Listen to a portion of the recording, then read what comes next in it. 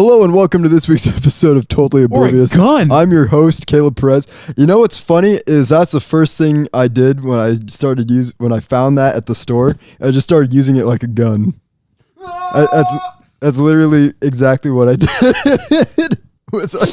Bro, finding a stick and pretending it's fucking Excalibur is the rawest moment as a boy. Dude. It just hit for real, bro. It really did. And like finding something that like a biker helmet, like a used one, and just putting on and be like, I'm now Iron Man. Biker. Or like something like a Power Ranger. That shit was raw. Dude, the imagination of a child is unyielding. It's unyielding. It's the greatest thing. I wish I had the imagination. Bro, the stories I'd make up with my toys. Dude, if we had Marvel levels, bro. Just saying. That's very true. I feel the exact same way. When the toys beat me because I was the main villain the whole time. That's true. That's just saying. Well, welcome to this week's episode of Totally Oblivious. If you don't know or you can't tell, this is the Christmas episode. As Merry Hanukkah, Kwanzaa. What others is there? There's a lot. I heard there's like over 100 different holidays throughout. The equinox. There's so much. All the ones that were destroyed by Christianity around this time. That's very unfortunate. And now there's actually quite literally. Can we Google that? How many winter holidays are there? Ooh, okay. Only in December though. We're not counting November. I did just read a statistic on this, but I guess I can pull up the exact number. I actually want to know. Hold up. I want to get all my pocket. How many holidays? No, I'm free to do whatever. Bro, where are all the pillows? November. I just noticed that. I moved them. You got rid of my back support? Yeah. What the fuck? And January. Also, by the way, viewers or audience that's just listening, if there is a baby in the background, we cannot control this as it is a wild creature. So, according to this statistic, there are at least 29 religious holidays celebrated across the world between November 1st and January 15th. So that's like the big holiday kind of spectrum. That's not even counting like in Asian countries they have like different New Year's, don't they? Yeah. Or at least I know China does. Yeah. That's in like February. February, March. Something. So yeah, it's just a lot, and I guess I did hear this. Is there a holiday for every day in the year? Technically there is, because people make up holidays all the time. Mm-hmm. So there's technically a holiday every. Is your birthday a holiday? Does that count? In your little circle, yeah, it's a kind of a holiday. Okay. I was curious. I asked that question sometimes, and some people say no, some people say yes. This is an interesting one. Yeah. And then their reasonings are always like, "Oh my God, you're a terrible human being." On either sides, though, it's like it's my day. It's me. It's all about me. I'm like, see, you're a dick. During my birthday, though, the entire town celebrates it by putting up a spring festival. They don't call it the Caleb Festival, but we all know what it. So we're gonna talk about video games. Yes, pretty quick here, but I want to get some more more Christmas stuff out of the way. I got you a present a year ago, and I didn't wrap it, even though I had a year. But Merry holidays, Alex. This is not my size. No, it's not. Oh, I've seen it. You know it is the Ovalo though. Yeah. I don't. Maybe this. Give me a second. I got the. Hold biggest, on. I'm gonna make. I'm gonna make a tactical decision here. We're gonna swap out here. All right. So all right, guys. Guys, let me just tell you all about what I've been up to recently. I've been making so much fun stuff for all of you that you don't even understand. By making, I mean thinking about it and not actually doing anything about it, because I could be making clips. I've been meaning to make clips, but I got busy and then I didn't. So if there's no clips out by the time that this episode comes out, I apologize. Or if there are clips that came out, Merry Christmas and Happy Holidays to you and your family. You are blessed with whatever clips I decided to bless you with. That's about it. I don't know. I do know a few clips. I'm trying to work on the animations still, but if you don't get those animations soon, see, I told you it'd fit. Actually, it's like a perfect fit too. Hey. Like one size too small. I don't know. Is purple my color? Purple my color? Why'd you say it like that? I meant to do it. Like, I like it though. I like King Crimson. It's my favorite stand. Yeah, Not the Evolve though, but I'll still fucking. This is cool. Yeah, there you go. Now you have I have 2 Christmas presents to give to you because I never gave you shit. Oh shoot, my hat. One day, I will repent for my sins and be in the festive spirit. No, you gotta get your bangs out. Oh, I gotta get. There you go. Well, yeah, there's our little holiday segment, I guess. And now we're going to get to the big part. I made a list. I did too. Because I was going to forget half this shit. So this is, I'll put some pretext to this. So every Christmas, I guess, I'll say Christmas because we celebrate Christmas. Every Christmas, I feel like kids have a lot of memories of receiving things that leave a huge impact on their lives. And for our generation, it's mostly been like video games and that kind of stuff. And gaming, because we're gamers. We're the generation of gamers. We're the most oppressed group of all. Gamers. Yeah. That fucking Batman Beyond clip is the funniest thing ever, dude. But yeah, so I just thought me and Alex. Wait, why don't we use the green screen? Because I thought about that. I don't know if we're going to have to make a cut here. Why don't we like put it behind us and every time we talk about a game, it'll just show up? We could, but I'm not entirely sure how the green screen works yet. We'll save that for season 2. Do you not know how to use a green screen? No. You just go to Ultra Key and then that green just becomes whatever that thing is. I can show you. I can literally show you in like 5 minutes. That's the one thing I knew. We'll do that later, I guess. Okay. But are you just going to show it in green between screens us? for season 2? What's season 2? Of There's the podcast. seasons about this? Yes. I get. This is new information to me. Season 2, baby. You just wait. We're already hinting at season 2. But no, video games are a big part of our lives, and I feel like we've had a lot of video games that have impacted us and leave a huge mark in our soul. So I thought today would be a great time to count down our top 10 video games of all time. As of the age of 20. As of the age of 20. But we've had a lot of video games that have come out since we've been born, and even before we were born. So I've played a lot of games, is what I'm trying to say. And so I'm ready to share my list. I think we'll do... Hold up. I have to make a tactical change right here. Last minute quarter. I just have to. I thought about it for a while. I'm going to get flack for it, but fuck you. Okay. I have to change it. I guess here's how we'll do it. We'll both start from 10 and go down to 1, and we'll just swap out each time. So we'll both do 10, both do 9, and then do you want to go first or should I go first? I think you should go first because I think mine are going to be very basic until probably like the top 4. Okay. All right, our top 10 video games, and then I'll have some. I need to buy a pair of black or purple shoes now. You son of a bitch! I have nothing to go with this now. It's fine. Realize that. It's fine. Number 10. So at my number 10 spot is Halo Combat Evolved. Really? Yes. And wait. Question. With an honorable mention of Halo 3. Okay, question though. Yep. Franchises or a single game from said franchise? Because I might have to make another tactical change. I'm saying single game. Okay. From the franchise. Give me a second then. But here's how I did my list: is if there's if there's 2 games in particular that have a big impact, I had them as an honorable mention, and then I have the one that I feel like had the most impact in the spot itself. So Halo Combat Evolved is my number 10 spot.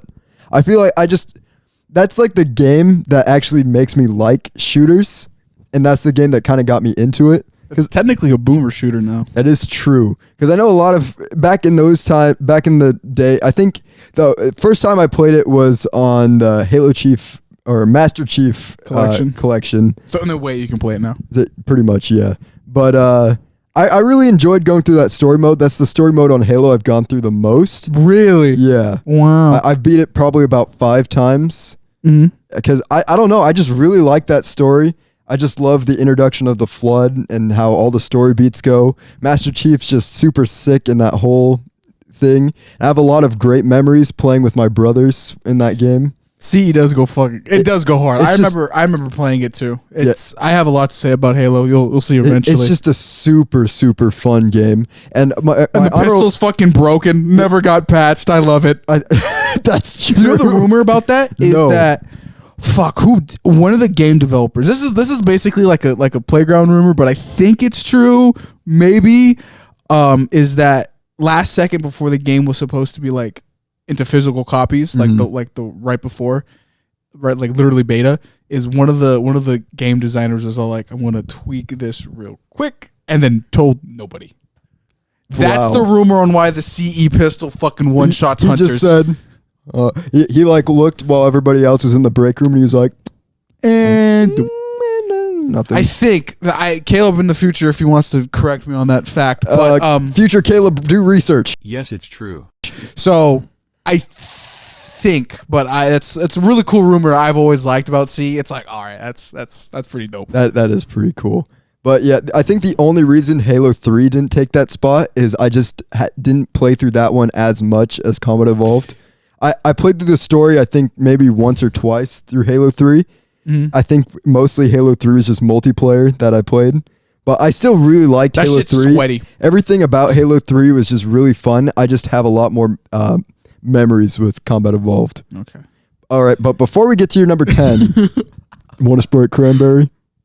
I actually have I actually tried to Sprite Cranberry? Want a Sprite Cranberry? Want a Sprite Cranberry? I don't think I've actually genuinely had a Sprite Cranberry. All right, we're gonna let's open this at the same time. Ready? Hold up, I wanna fucking drop this.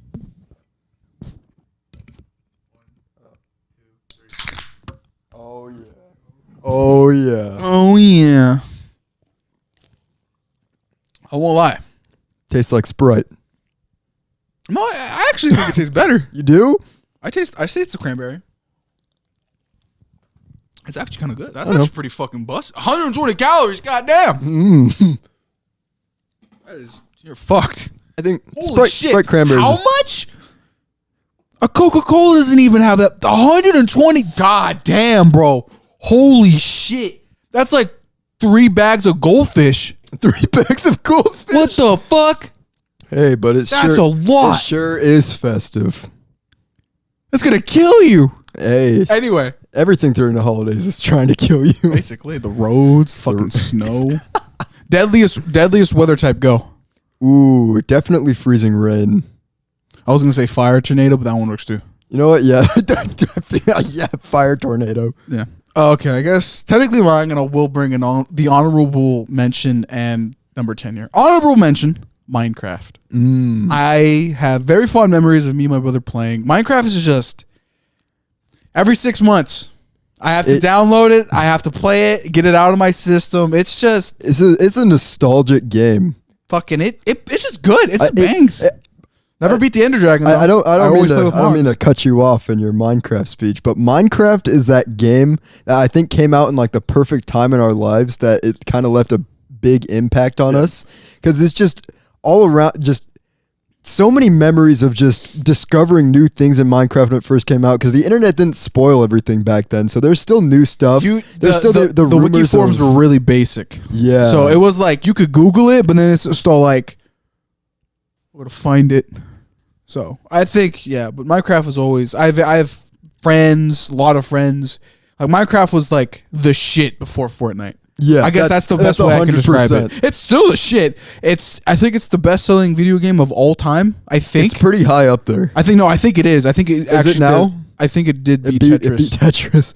Hey, Tetris goes crazy that too. That says a lot. Yeah, I think honorable mention Minecraft. I don't got much to say about it. It's fucking Minecraft. We've all played it. We've played Minecraft. Everybody's played it. It's just that really is just that game. It's that game. The reason why I don't put it in my number 10 spot is everything else either has value. It's not kid value anymore. It's like I'm an adult now.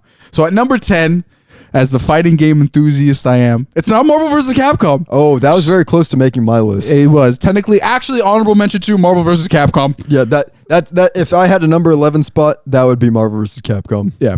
I think that would be my 11 too. I think Minecraft would be like 12. So my number 10 is Guilty Gear Strive. Really? Yes.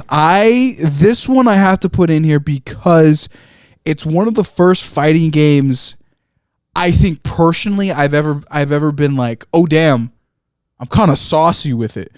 This was mainly due to the fact that I was in a Discord with a whole bunch of YouTuber homies, and we all were fighting game fans apparently. or at least some of us really got into it. And I would just late nights, just me playing Milia or fucking. Oh my god, I'm forgetting names.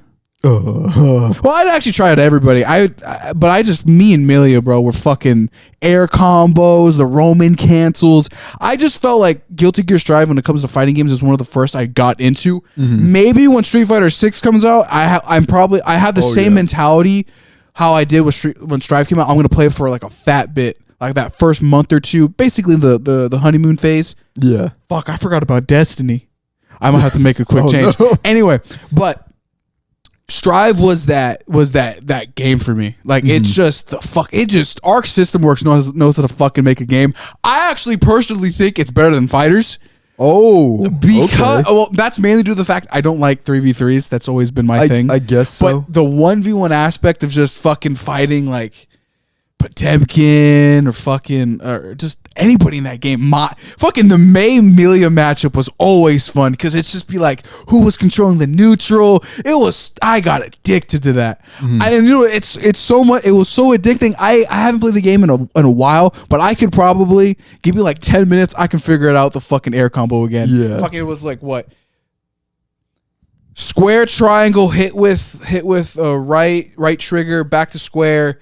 And then they would hit the wall, and then you just hit them with the light again, and then they smash through the screen, and then there was it was a good game, bro. Yeah. I remember the combos, I remember the moments, the matches with friends. It was fun. Guilty Gear Strive is up there for me. I really do hope the next Guilty Gear game, or just I know there's that D&D-esque fighter version they've been making. I haven't DNF Duel. Yeah, I might get into that, but right now my focus is on Street Fighter. So oh yeah. And definitely. The day Street Fighter comes out, that's a big day. It's Street Fighter and Across the Spider-Verse coming out on the same day. That's going to be a legendary day. But I am a little disappointed, though, that I wasn't really able to get into Strive as much, because I know a lot of people really liked it. Apparently, fun fact, too, I was apparently a part of the top percentage of players. So basically, a large percentage, apparently, it got kind of leaked because no one actually knew the info, is a lot of the players were stuck on floors 2 through 3. I was on fucking 8. Apparently, I was a bad motherfucker. So, dang. Like 8, 9, 10, and like the heaven floor were like, if you were up there consistently, you were a bad motherfucker. You were a good player. My Milia was good. Yeah. I don't know. I think it's just the timing of when it came out. I just had a lot of things I was busy doing, and just fighting games. Fighting games are one of the things you need to actually like sit down and play. Like it's not like I remember I'd be fucking 6 hours fucking. It was so addicting. It was so fun. Yeah, that's definitely for sure. Fuck, I can't wait till Street Fighter comes out. Dude, it looks so good. I have not gotten to any of the betas or anything. I'm waiting for day one. Yeah, me just fucking learning. Just raw day one of the game. Number 9. All right, do you want to swap off? Go first on this one, and then this is another controversial one. So this is a recent one. It's controversial. Yeah, because not all people are going to agree with me here. Cyberpunk. Oh, I see why it's controversial. When the game first originally came out, I was bombarded with everybody was hating on the game, man. I just couldn't play. It was just there was so much negativity around it, and I did encounter a few bugs. I just wasn't able to get into it. But recently there was a sale on it, and it's been like probably about 3 weeks, 4 weeks, maybe even 2 months after. I forgot when Edge Runners came out. I watched Cyberpunk Edge Runners, and I was like, fuck. Studio Trigger did it again, baby. This is a banger of an anime. I saw that it was open, and I'd asked a few of the boys because they got it too after watching the anime way sooner than I did. And like, no, like Cyberpunk's good. You should do it. The game's actually functional. It has a few glitches still that they need to work out, but like it's actually. But that's the game. Now. It's on the same level. So I'm like, okay, I'll do it. And I played through that game, and I won't lie, Keanu Reeves, the main character V, the side characters, that game fucks. I am sorry to say it. I'm part of the minority here. Cyberpunk 2077, after a few patches, is really good. Like, there's a lot of like, I fucking wish maybe one day on my YouTube channel I can talk about it. Maybe sneak in Edge Runners to make it anime related. But like the whole, there's a specific segment, and I think you will understand it because you know me correctly, is that at one point V goes into like I don't know if it's a brothel technically. It's like a cyber one where you want to do your darkest deeds. I guess it's technically a brothel by definition. And V talks to this joy toy. I think it's the term. Is the joy toy. I'm not going to go into the lore of what that actually means, but it's basically like a person that will do your desires, basically. Okay. And V begins to kind of talk about what he is, and it's like the whole idea that V's character is like, he doesn't want to be forgotten, and the whole purpose of Night City is a place to where your name can be remembered. Mm-hmm. So I'm all like, oh, I relate to the character on that level. No. It was, and then Keanu just being in the background being like, hey, you shouldn't do that. Be a dickhead. I'm like, shut the fuck up, Keanu. Shut the fuck up, Johnny. And it was just like the whole V thing, and then Panham being there as a really good protagonist. I did her ending because it was the best. All the other endings were just either damn V dies or because there's a lot of implication. I'm fucking spoiling. Also, put a spoilers now on this. We're spoiling all these games. Yeah, these games are gonna have big spoilers. So it was just, and then I got attached, bro. Like there's little things in the game that I had a Blade Runner moment where I'm most like, the scene where it's like, I can help you. Mm-hmm. I had a lot of moments like that where I'm like, damn, I'm getting too attached to these characters, and it kind of hit me after the ending. I won't lie. I'm like, damn, this in my feels a little bit. Yeah. It really got to me, dog. Like I'm part of the minority when the next Cyberpunk game comes out, everyone's like, oh yeah, like this game's cool. Like the last game was really cool, but I barely got into it. I'm gonna be one of the gatekeepers. You're not a fan. You're not a real fan. You didn't fucking like it, you little bitch. Yeah, I'm gonna be one of those guys. But it was and I'm playing Witcher because of it now. I won't lie, I haven't finished Witcher yet. It might make my top 10. Maybe if we ever do this again, Witcher's gonna be pretty fun. I'm probably gonna do my things for this video today and then play Witcher. But Witcher's pretty good. I'm waiting for Witcher 4.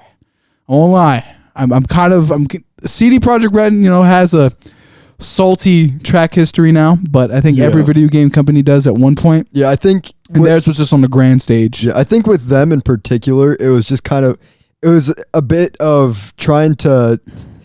I guess what I'm trying to say is it came out at a bad time because they're trying to keep it like functioning on older consoles when the newer consoles were coming out. It was bad, and it was just a whole mess. I guarantee you, I'm glad they fixed it. If they cut off old gen and then worked on the game for another 2 years, and the game came out what it is now, I think a lot of people would have accepted it more. Everybody probably would have been like, "Oh, it's just Bethesda. They're just pulling a Bethesda," and then it would have been fine. Guarantee you. I know how the internet works.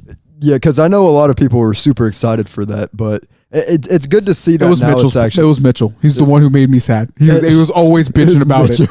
It was Mitchell. If you're hearing this, even if you watch this, I don't even know if you do. You made my gaming experience terrible. Just hearing that at work, Cyberpunk is gonna fail. I'm like, can you shut the fuck up and let me enjoy it? God damn. Yeah. And that was my first PlayStation 5 game too, and I was like, damn. Well, that's what I have to say. Cyberpunk is. It was good. I got really connected to those characters, and it fucking scared me. It sounds like the game just had a really big redemption arc. Like, it actually came back. From, I won't even lie, bro. I kind of the night I finished it too. Here's some Metal's lore. I cried myself to sleep, bro. It was like fucking 4 a.m. Like, fuck, I gotta sleep for tomorrow. And because I had to edit a video or do something. I was just all like, I just cried, bro. I was like, fuck, it hit me, dog. The game was good. I was like, shit. And so I had to leave it there. But Cyberpunk is one of those games for me. Well, nice. All right, here's my number 9. It's I don't know how many of you out there actually are aware of this one, unless you're like a big Nintendo boy. But it's Super Mario RPG: The Legend of the Seven Stars.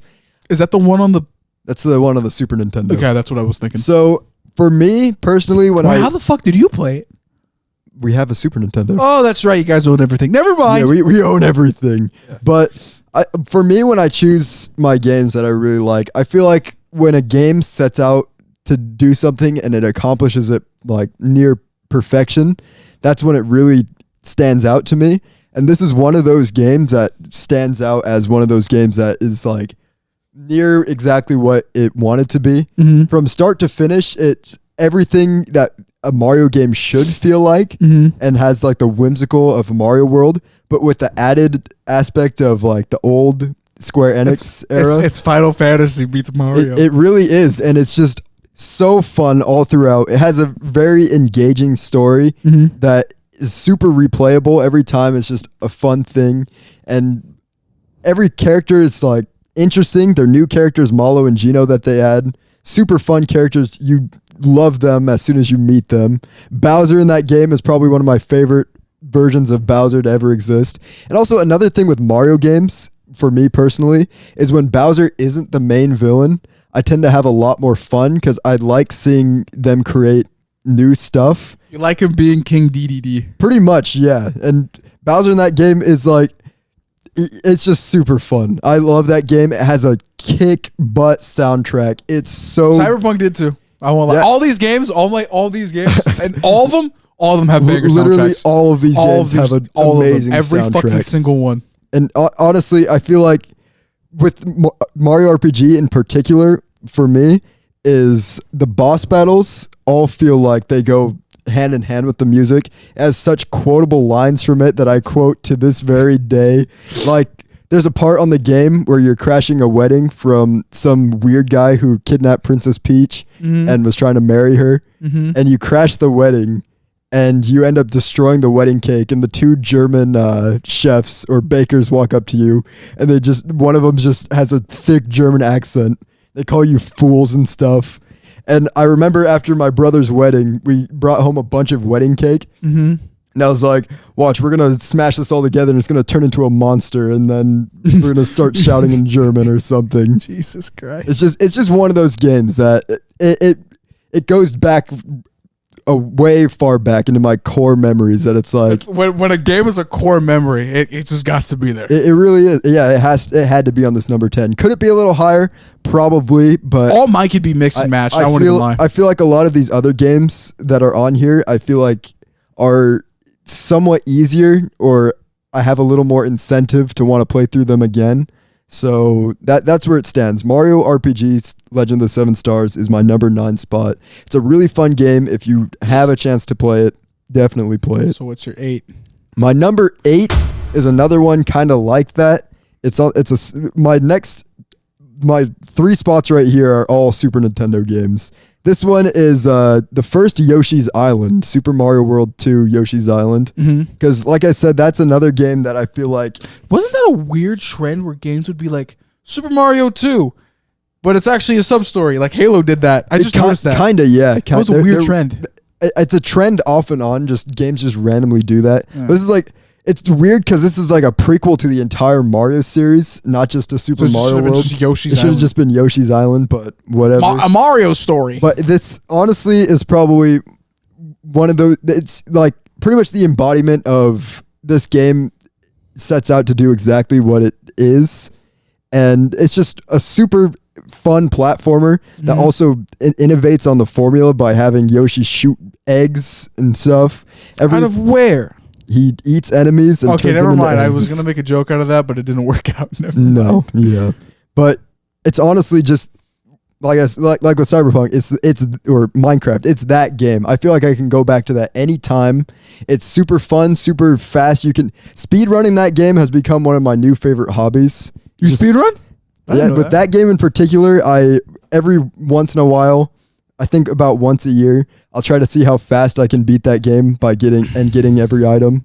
Because it's every item run. See how fast I can do it. And honestly, it's another one. You figured out soundtrack. Yoshi Island tech or no? I've been seeing some where you're like, you can throw the eggs and like lick them, and it makes you like accelerate super fast, and you just never stop jumping. It's just everything about that game just clicks with me. Like, every time you press a button and Yoshi there's responds an animal, it's green. When Yoshi makes that boing noise and sound effect, he still has his quite literally, you're a child. Literally, yeah. And Yoshi, that's like no, it's not one of the last games, but it's back in the day when Yoshi had his old voice where instead of saying Yoshi all the time, he went Putty. Oh, I thought he went blam. Well, he's always gone blam. But I love that sound effect. Blam. But yeah, Yoshi's Island, the first one, that holds a special place in my heart. I love that game. It's just super fun to play through. Okay, my turn. Yep. So I'm gonna shake up the list here and be a dickhead. So this is a double entry just because I just thought about it, and I don't really know if I can change anything else above. So this is kind of a dual entry here because these games kind of, in the timeline of Alex, these games, while not together, there is a weird border, the border being Minecraft, of these two games existing, but they have a very special place in my heart.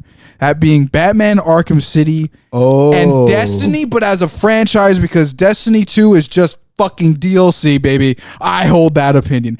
Anyway, so the reason why I have these two games is for one, I think Batman, the Arkham series, in specific City, got me into gaming. I think Batman Arkham City is just like the game. Like, I don't know, fucking R.I.P. Kevin Conroy, baby. Dude, yeah. R.I.P. the fucking GOAT. He really was one of the greatest. Yeah, it's just, fuck, man. Like, Arkham City, just going around, fucking the combos I would do. Like me having, bro, I had so many Kid Goku moments where I just had to figure out, like, is it me or the game?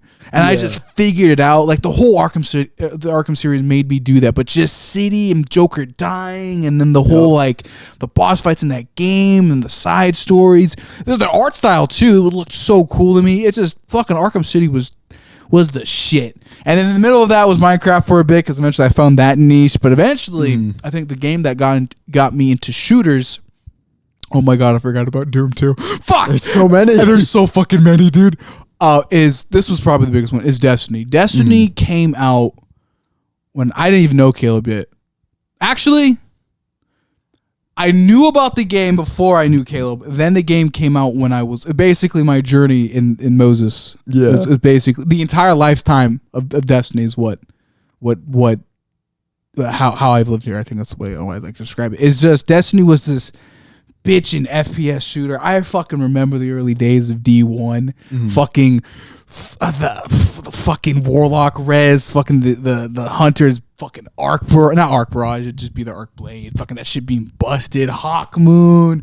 Fuck, dude. I won't lie, there's one thing Bungie will always be consistent at, better than everybody, their gun gameplay. I don't give a fuck about COD. I don't give a fuck about Apex. Their gun gameplay consistently always has been good. Their Bloom, when they've tried to implement new things, it kind of fucks it up a little bit, but they've learned. The community kind of yells at them, and they're like, okay, fine, never mind. But and then D2 having pretty, I would say in some aspects has better things about it than Destiny 1. Like in some way, the graphics being one of them, the story. Of course, Destiny has a pretty fucked up history.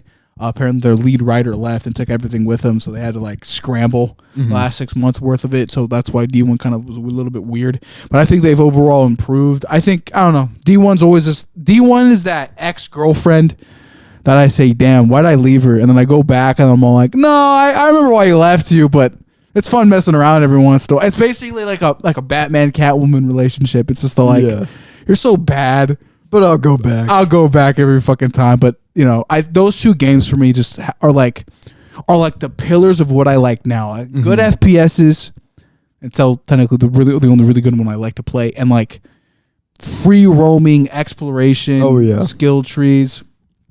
Those two right there are the fucking games, big time. Those are my games. Yeah, I think they're foundational games for literally everything else that's about to come. Like honestly, I remember when Destiny first came out. It was big with a lot of people. I never got into it because at that time we only had one Xbox, and so I didn't really play online. That was more of the time. I won't even lie.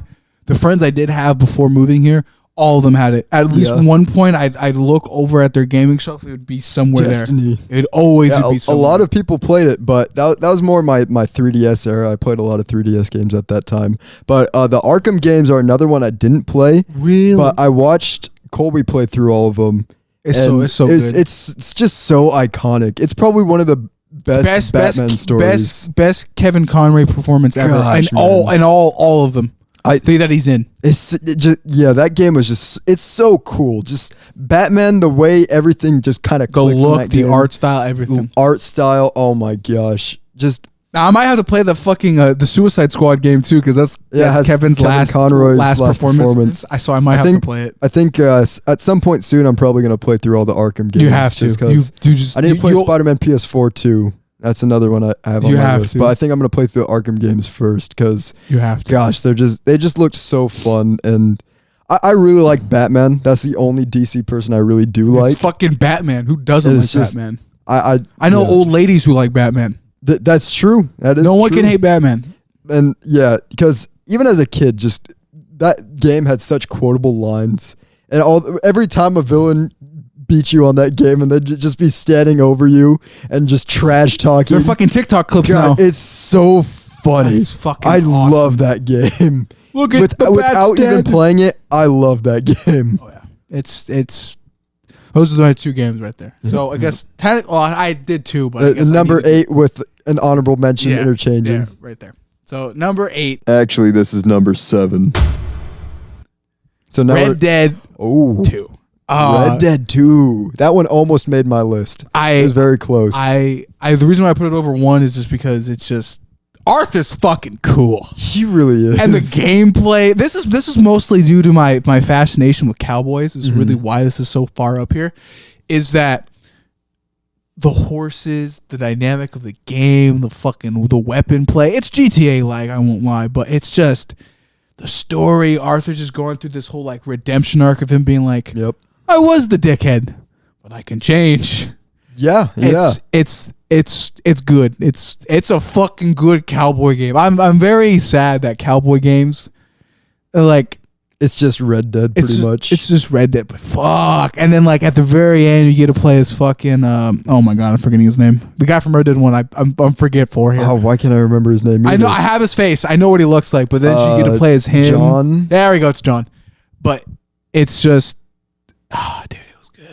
It hit me. Yeah. I think I did cry at the end of that one too, because I was like, oh man, like if it just wasn't a dick. Yeah, honestly, Red Dead was that game for me too. For that entire first couple months that it came out, I just loved playing Red Dead every single day. Just getting home from school, hopping on the Xbox, I put on my cowboy hat and just play gaming. Red Dead for hours. Yeah. I didn't beat that game, which I was very close. I think I was. It's a very long game. It is very long. If you don't fast travel, it takes you. Actually, the whole game is long. Everything about the game is supposed to waste time. It really is, because just Literally, the first mods for the game are to speed up animations. Oh my gosh. Not even fucking joking. But literally, that game was just riding through the open fields and just discovering new things every time. The area of Blackwater is so cool. Gosh, it's so fun. And the story to that game was one of those. It came out at a time that like it really hit deep. I really like sympathized with Arthur's character. And for some reason with me, with games like that, where you're like, you can be incentivized to be the bad guy, I try to be the most good you can possibly be. I was a dickhead for like the whole portion of the game, and then I was like, fishies. I was literally, I was nice to everybody on that game. I tip my hat though. In towns, I tip hat. But Yeah, if I was out in the middle of nowhere, I- my instant, there is no actions to my consequences kicked in. Honestly, I wouldn't even kill people unless they shot at me first. Like, I'd just be riding and be like, what'd you say to me? And they'd be like, I'm like, well, you guys started this. Yeah. But honestly, yeah, I love Red Dead. I really hated Dutch that whole game. Dutch was such a fucking I dumbass. Do you hated think that man. A lot of people actually think he got brain damage. Really? Yeah, during you had to ride in the train, in the middle of the town. Oh, That so, mission. okay. There's a cut scene where he kind of like bangs his head again. I forgot about what. I'd have to rewatch. I'd actually have to rewatch the cut scene to even explain it. A lot of people think he got like brain damage, And that's why the events of the games kind of changed from that point yeah, forward. like it's like at the beginning you kind of understand what he's doing. Like, okay, this could lead to something. Then boom, and then it's just like a continual event of just fuck up after fuck up after. And then fuck up he after blames fuck up everybody except for himself. Yeah. Yeah, that's honestly a pretty interesting theory. Yeah. I never even noticed that. Yeah. But yeah, I love that. And then game. him also being influenced by all the bad people instead of the good ones. Yep. And it sucks. And Arthur was like the voice of reason the whole time. The whole time. And he's the one who ends up dying for it. It's just, it fucking blows. Gosh, even one of the Titans players, he got injured. He was just playing Red Dead throughout his injury, and he's like, Arthur Morgan's my boy. He's fucking. He's a cool guy. He's one of the best protagonists of video games of all time. I'd argue. Honestly, top 10 at least. I think if I beat that game, it would have made my top 10. It's good. It was very close to making it, but I was like, there's a lot of these games that I Games beat. that I have bought twice are on my top 10. Yeah. I feel the same way. So here's my number 7. It's the last of the Super Nintendo games. It's Kirby's Superstar.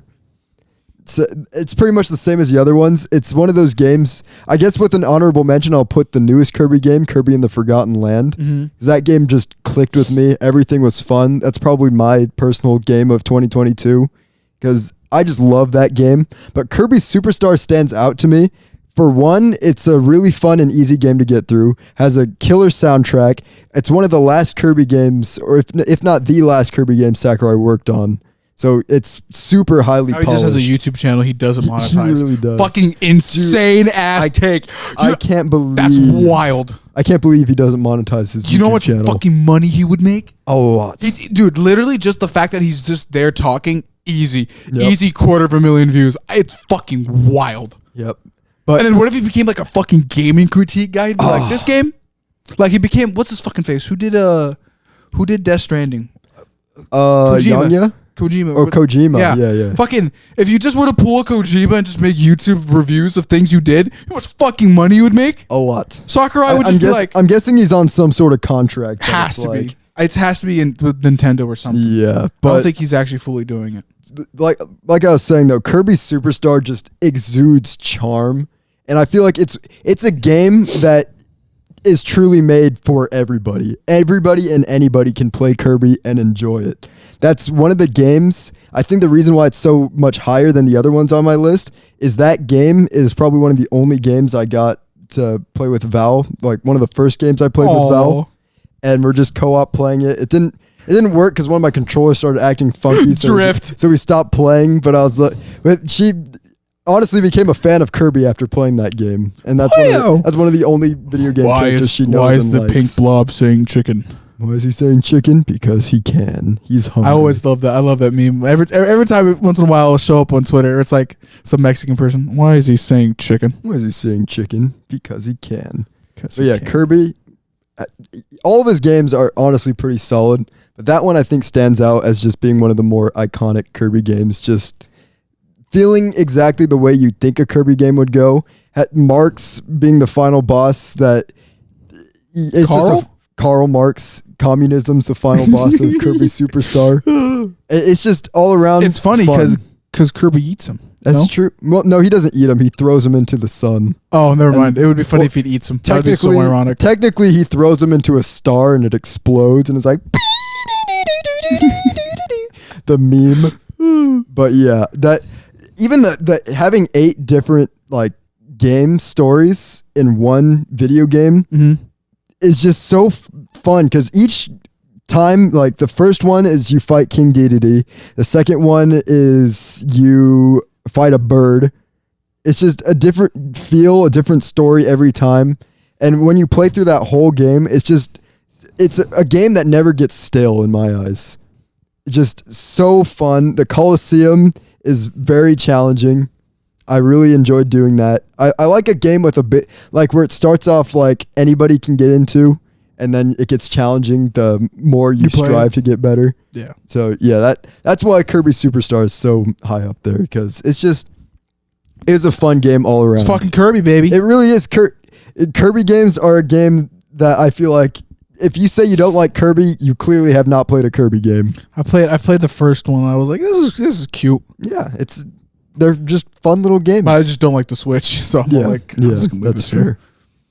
All right, so here's my number 6 spot, which I don't know if this is going to be surprising or not, but it's Animal Crossing New Horizons is at number 6 on my list. Gamer time. So the reason an honorable mention will go to any other Animal Crossing game in my eyes, because I'll get to that. But the reason is it the best Animal Crossing game? It is so far. Okay. I'd say Animal Crossing New Horizons is What's the best. What's the next one going to be about? Crossings. Fucking just owning a continent? It's just an MMO. Just fucking Minecraft. You literally just own a planet. You're the dictator of this new world. But Animal Crossing New Horizons, I feel like just came out at the perfect time that for a lot of people, because COVID hit and we were stuck at home with nothing to do, except now we have this brand new game about socializing with other people. Fake animals. But you still could interact with your friends through that game and play with other people. And even give them $20. Created a huge community that spanned all across the world. You could play with any other person, just started meeting with people online. It's just, I feel like that was the most connected to a community I ever felt was playing Animal Crossing New Horizons. And it's the most hours I've put into a video game, period. It's just that it's with Animal Crossing, it's just hits those notes for me as a pretty good soundtrack. It's just a nice, calm, relaxing game that I feel like I can pick up at any point and just play it and have a good time. It's just a building simulator, man. It really is. I just go fishing, catch bugs, sell them, and then can do whatever the heck else I want until I don't have time to play games anymore. And honestly, that's kind of perfect for me. But the reason why it isn't higher up is because I feel like Animal Crossing as a series, no matter what, it's going to always, like, the new one's always going to be my favorite because they're just going to add more stuff that makes the game. The Froggy Chair. They did bring back Froggy Chair in this game, which people were upset why it wasn't in the base game. But it was free though, DLC. Kinda, if you had the Switch Online membership, it was free. But still, it was a fun game. I feel personally like it was complete at launch. A lot of people don't agree, but I feel like no game is complete at launch. I'm sorry, yeah. Controversial take here. This is modern gaming, and while a lot of people say that games should be completed at launch, ain't gonna be fucking completed. There's always something a developer can always think of secondhand, and they'll add it. And the problem is a lot of games, if you have it a complete thing at launch, a lot of the times it just dies off very quick. Yeah. So having this like trickle updates, I feel like kept the game alive a lot longer than it probably would have before, because it was just constantly getting put in people's faces, especially during a time when they had nothing else to look at. So why not play Animal Crossing? Why not play Animal Crossing, bitch? So yeah, that is where it sits, my number 6 spot. Just an all around. It's one of those. It's just, for me personally, I really enjoy Animal Crossing as a series, and I don't know if any other Animal Crossing game in the future will end up taking that spot just because of how iconic it was to when it came out. But I love Animal Crossing New Horizons, but it's not in my top 5, unfortunately. I feel like there are other games that are more deserving of that top 5 spot. There you go. All right. This one I remembered. Boy. Oh, boy. God of War. God of War 4, just the new, like, I guess technically franchise to itself. The one with Atreus. Man, let me tell you something. That game fucks with a capital F. Fucking, oh my God, bro. I have not played the new God of War. I don't have access to my PS5 anymore. My brother colonized it. I don't know how that happened. I don't know how either. I'll get a new PlayStation 5 or just wait till it releases on PC. But the previous game with Atreus, the whole idea, and this is what I fucking love, the whole idea that if you knew what Kratos did, everybody's seen the clips. At this point, there's no fucking way you haven't. Just Kratos literally ripping off fucking what's his name? I don't even know. He decimated the Greek gods, ripping their necks from their torsos, fucking gouging them out, fucking things. Mash O, baby, or fucking climbing literal mountains to beat some ass. Just this fucking unbewildering monster of rage and hate, just because his wife and daughter died and he wasn't able to control it. Fighting fucking Ares, the god of war. It was wild. God of War was wild. And then he becomes a dad and then realizes he settled down. I was a dick. There's consequences to killing a god. How do you know? That's a TikTok thing right now, but they've changed it to the N-word, but it's funny. But it's just like that whole idea of him just being like, okay, I was a dick. I had some problems. I'm now a father man. And now he has to just go through this trip with his son now, Atreus, and kind of like realize himself now. That's kind of like teach the kid, hey, just because you're a deity doesn't mean he's the whole kind of, I guess, the moral story to God of War is if you have power, don't be a dick, because somebody's gonna dickify you. And then with the new God of War game, it's just all like, teach others not to be a dick. Yeah. Only when you need to be a dick, be a dick. And so I'm all like, that fucking goes hard. And the whole idea of Kratos having a kid and him just like, I just need to be better. Like that whole like a lot of, I think a lot of fathers, maybe even a lot of parents can realize it just that change, that like primal change to be like, oh, I have responsibilities now. I can't go around doing whatever the fuck Kratos did. I have a kid now. It's different. It's just that hits. And while I have yet to play the new God of War, apparently I heard it fucks too, even better than the last one. My brother says it's on the same level, but I don't know. We'll see. We'll definitely see.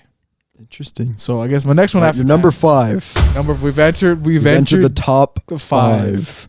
Number 5, Spider-Man PS4. The only game I have ever platinum trophied on PlayStation. Ever. Peter Parker is done justice in best. I won't even lie. This might be controversial. Best Peter Parker in general. Interesting.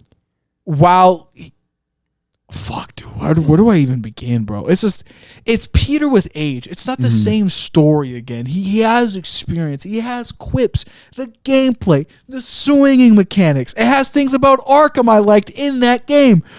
Fuck, what was the villains? Fucking Rigby's fucking Dr. Rigby is Dr. Octavius. Fucking the whole, Mary Jane and Peter thing. While in the comics they do go off and on, and this one, it's clearly that it was organic, that they just kind of broke off because Peter is a superhero, kind of a loser superhero. The whole we've talked about this in previous podcasts where Peter is supposed to be a nerd, but with a nerd with problems now. He's like a super nerd with problems. Like his villains are more or less bullies, if you want to view it like that.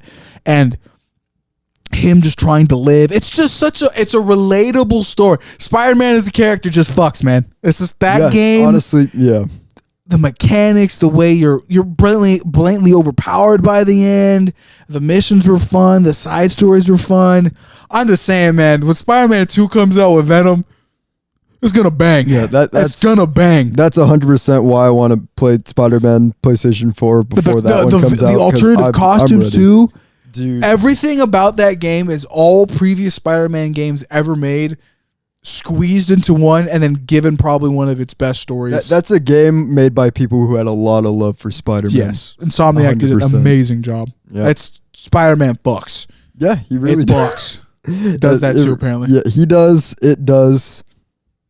The DLCs were okay, but yeah, I wish I got to play it, but you need to. It is what it is right now. I will get to it eventually. But here is my number 5 spot. Here's another game that you can tell the developers really cared. Is Super Smash Brothers Ultimate. I fucking forgot it. That game is probably better than Melee. It really is. Melee is my honorable mention just because it was iconic to my childhood. But this game is 100% exactly what an ode to video games is. Sakurai just wanted to go crazy. This really is. Sakurai went crazy and went all out, did everything people wanted, made basically a perfect game of this genre. Nearly a perfect game in my eyes, but that's neither here or there. It could have better online, but it needed, bro. Fuck, it didn't die. The online it only lived because people went outside of their house stinky. Maybe they should shower. They should, but no. I won't lie. The Nintendo being a dick. The game fucks. But there was just certain things that was just like, it's on the Switch. What do you expect? Yeah, I mean, Nintendo's not exactly pushing for things, but they do make some killer games apparently. Because this game embodied my life from 2017 until 2017. We didn't even know. Yeah, until probably about last year when they announced Sora to be the last DLC character. Just every time they announced something new for this game, it was just full of hype. The internet was hyped. It was a party game. It really was. It's what you brought friends together. Yeah, it really did bring friends together. All of us guys in high school when this game came out, we would play it everywhere. We were hype. Every single time there was a direct, Even the reveal of the game having everyone here is an iconic I remember that day. moment. That's a core memory for me. Me and Alex literally watching I just remember Caleb E3. just getting up. Let's fucking. He didn't say anything, where he was like, let's fucking go. We were literally It was watching wild. E3 that morning, 9 a.m. watching. My brother the was direct. there on the TV. And we were like, all right, let's see. And they're like, Smash Brothers Ultimate. And they were showing all these characters. And it showed Snake. I was like, oh, Snake's Snake? back. And I see Everyone. this boy Pichu on the screen. And he just brought flips the back fuck out. since I haven't seen been able to play as Pichu since I was but a young lad. And he's back. And I flipped out, literally eviscerating whatever was nearest to me. Yeah, I was destroying things. I was so hype that Pichu was back. And they made a game that was just fun to play.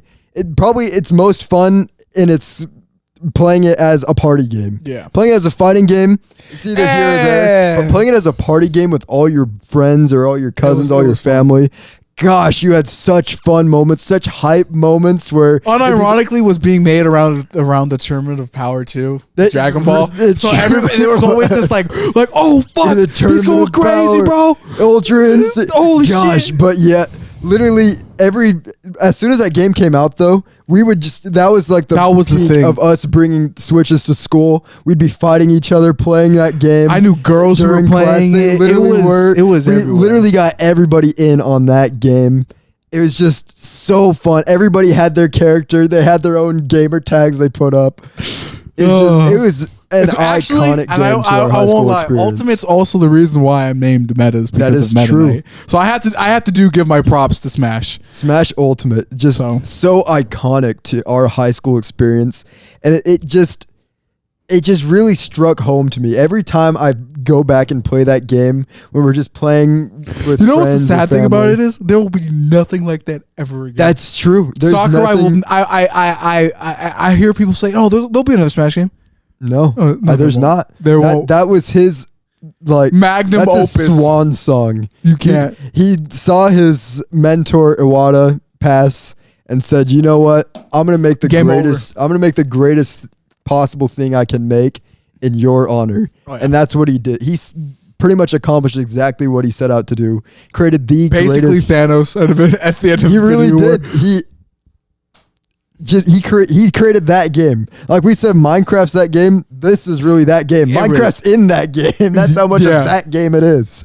And then Steve became the best character. Steve and Kazuya apparently are Busted as traumatizing fuck. people, but I haven't played online. I don't even want to I know. haven't played competitive in a long time, but being Unironically, able- Nintendo wants that game to die. they don't like when their games live for longer than 2 years. Don't fucking get it, dude.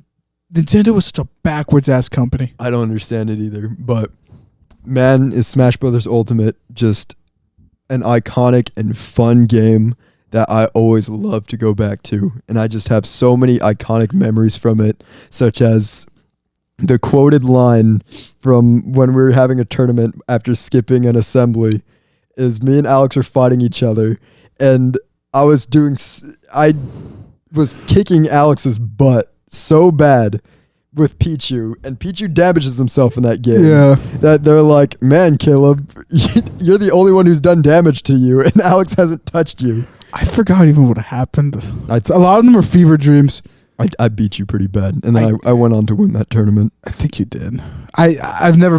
It's different. I won't lie. I've never been good at Smash Bros. Because there's so many things you can do in that game. Yeah. But when it just comes to a regular fight, Regular I fighting fuck it games up. are a different story. Yeah, that's the one It's thing just about different Smash. styles. I wouldn't even say that Smash is its own fucking thing. That It whole really is. whole genre of like stage fighters. Nah, bro. Smash is its whole. There's tech. There's so much about that game. And I feel like the thing that makes Smash so special is the fact that it has such iconic characters like Mario and Pikachu punching each other in the face. it's just fucking cool. It's just so fun because you're like, oh man, let's see Bowser fight Sephiroth. I mean, who would have thought that would have happened in the 90s? Just, gosh. that was a good game. It's a Smash is good. really good game. All right. Is it my turn or your turn? Is it my turn? I think it might be my turn again. It should be 4 and 3. It's my number 4. That's right. So we're doing 5 and 4 soon. Yeah. My number 4 spot goes to Sonic Adventure 2 with an honorable mention to the first Sonic Adventure. This is another one. I spent so much of my childhood playing Sonic Adventure 2 over and over and over again. This is pretty much the peak of what a Sonic game should strive to be. Probably one of the greatest soundtracks of all time. I'd argue... Live and Learn on that one? I'd argue probably the greatest soundtrack of all time. Live and Learn. Every single song in that game slaps. Even the songs from that game that I didn't like as a kid, listening to again now, I'm like, man, this is good. Yeah. Just the gameplay is snappy. It's a little aged since it came out, but it came out almost like 20 years ago. It did. It came out, I think, about 21 years ago. Jesus, it can drink. It can drink. I just love Sonic Adventure. It's as old as the white deer. It's not yet. Oh, that's right. Not yet. Never mind. Take it back. But I thought I'd mentioned it. We haven't mentioned that thing in a while. No. I guess good job. You know that completely. Unironically, it's switching tracks here. I had a really weird I haven't thought about that thing in a while. Kind of made me feel good afterwards. It was weird. Closure. Interesting. Maybe. Anyway, lore for later. But yeah, Sonic Adventure 2. I feel I've been playing that since I was pretty much born. I've been playing Sonic Adventure 2. That and Melee. But I already talked about Smash Brothers. Sonic Adventure 2 just has... It has a good story, a fun story to play through anytime you get a chance. It's like not even long, and you have a kick butt soundtrack to go through anytime you go through it. Sonic's just cool in that game, not annoying. Just he's like, yeah, I'm cool, and then Shadow's like just being Shadow, the best written Shadow I've seen. He's like dealing with his past, but also having to deal with going in the future and dealing with all this stuff. And he's like, I have to be in the right because the people killed Maria. And it's like, no, Shadow, you forgot who you truly were. You're Maria's friend, and she was a good person and doesn't blame the people who killed her. She just wants you to make the people of the planet happy. And he says, oh shoot, the world's about to end, and now I have to fulfill my promise to Maria. And then fucking the Super Hedgehogs. They literally, Sonic and Shadow turning super together with the Chaos Emeralds and having this theme song play, fighting in space against a giant lizard about to crash into the planet, killing everyone on Earth. Sonic and Eggman and all of them teaming up together to make sure that nobody dies is just so cool all throughout. And then they even have the best possible for a Sonic game, the best side thing to do with the KO Garden. Is such a missed thing since KO Garden has existed. It hasn't been around since this game. What the fuck does it even do? I see everybody wanting it. It's like Tamagotchi life, but like more involved. Like you pretty much get to raise these things into however you want. You can make it a speed demon, you can make it whatever, and they have all individual stats, and you can like breed them into the perfect breed, and eventually you can turn them into Chaos from the first Sonic Adventure, and that has deep lore that I don't even truly understand, but it's just so fun because it gave you a reason to go back to every level, to collect the animals, give them to your KOs, have them race each other. You're pretty much like a soccer mom watching your kids race. You wouldn't even let them sleep because you needed their stamina to go up, and you're shoving fruit down their throat, making sure they could run faster. Jesus. It's just so fun all around. I love Sonic Adventure 2. Sonic Adventure 1 only didn't make the spot. I think I like the story for Sonic Adventure 1 better. And I think I like the characters a little more. E102, the robot story, E102 Gamma, his story alone is probably one of the best written Sonic stories they've ever written. And there's a reason why I really like it. I'm not going to spoil this because you have to play the game to understand why it's so good. But Sonic Adventure 2, I feel like is more well put together and just has... I wouldn't say it has a better soundtrack, but the songs on there are a lot more iconic, I feel like. And that's why it takes my number 4 spot. Iconic to me, iconic to a lot of the internet, and probably the best Sonic game to ever come out. Real. Yep. Well, I guess it's time for me now, baby. Okay. Number 4. Elder Scrolls Skyrim, baby. Really? I like Elder Scrolls. Go fucking figure, right? That game was so fucking cool to me as a young lad. I don't even know how old I was. It was back in the day. Just being able to fucking like go around fucking Skyrim as a lizard guy to me in like dwarven armor and just be this power fantasy giga chad was so fucking cool to me. The dragons, the fucking eldritch abominations. It was, bro, Skyrim just fucks. And it's like one of the first games that ever kind of does the whole like skill tree like you, when you look at it at a historic level, like Skyrim's that game, like the genre defying, like, oh, here's the marker in history. Everything afterwards is like kind of based off of it. And you even see it. There's a lot of YouTube videos which they some people bring it up and you notice it. Once you get the social cue of it and how the game works, you realize, oh, everything afterwards is just Skyrim again. It's like how it is with Doom. Like Doom showed up and all the FPSs kind of did their thing. Yep. It's the same deal with Skyrim. And you see it very often. You see it in Cyberpunk. You see it in Witcher. You can definitely see the difference between Witcher 2 and 3. Yeah, because I was kind of looking some stuff up like 2 or 3 days ago. And then that was a bit like, dude, Skyrim was just cool. The story, the characters, the overall like Viking aesthetic was cool to me. Fucking fighting a fucking dragon, a son of God, basically. I had to kill Jesus. Or Satan, technically. Like the whole, like, dude, it was just cool. It was just the sword gameplay. Sometimes you get the badass finisher screenshots. Fucking the DLC was popping, bro. Fucking got to go to different places. It was the lore too. The lusty Argonian maid. Fucking it was cool, dude. And then the amount of mods I would see as a kid that I can do now, but I don't really do it that anymore. It's just, dude, there was just this nostalgia factor with Skyrim that I don't think I can ever replicate, because it's just, you know how many fucking downloads when it comes to mods on that game? I looked it up the other day. It's in the billions. Oh my god! On mods alone, it's fucking wild, bro. That's Skyrim insane. Is just like, dude, Skyrim. I'd have to make a whole fucking essay video on why I like Skyrim, dude. Like there's the fucking intro is fucking memeable, fucking. Dude, it's just Bethesda knew what they were doing. I won't lie. Whenever Elder Scrolls 6 comes out, it better be a fucking perfect game. Like, holy shit, dude. Like, the fact that you were able to just play the game for basically forever, because it's kind of almost designed like that, and the community, it's just Elder Scrolls Skyrim just fucks. I can't really describe it anyway. It's just good. It's good gaming. Like just the fucking ambient, the soundtrack. Oh, the soundtrack, bro. The ambient music, just me kind of just strolling through the middle of the woods as a werewolf or not, depending. Yeah. I was a lizard werewolf. It was weird. Lizard werewolf. It was just, dude, it felt so nice. And then like dude, it was so cool.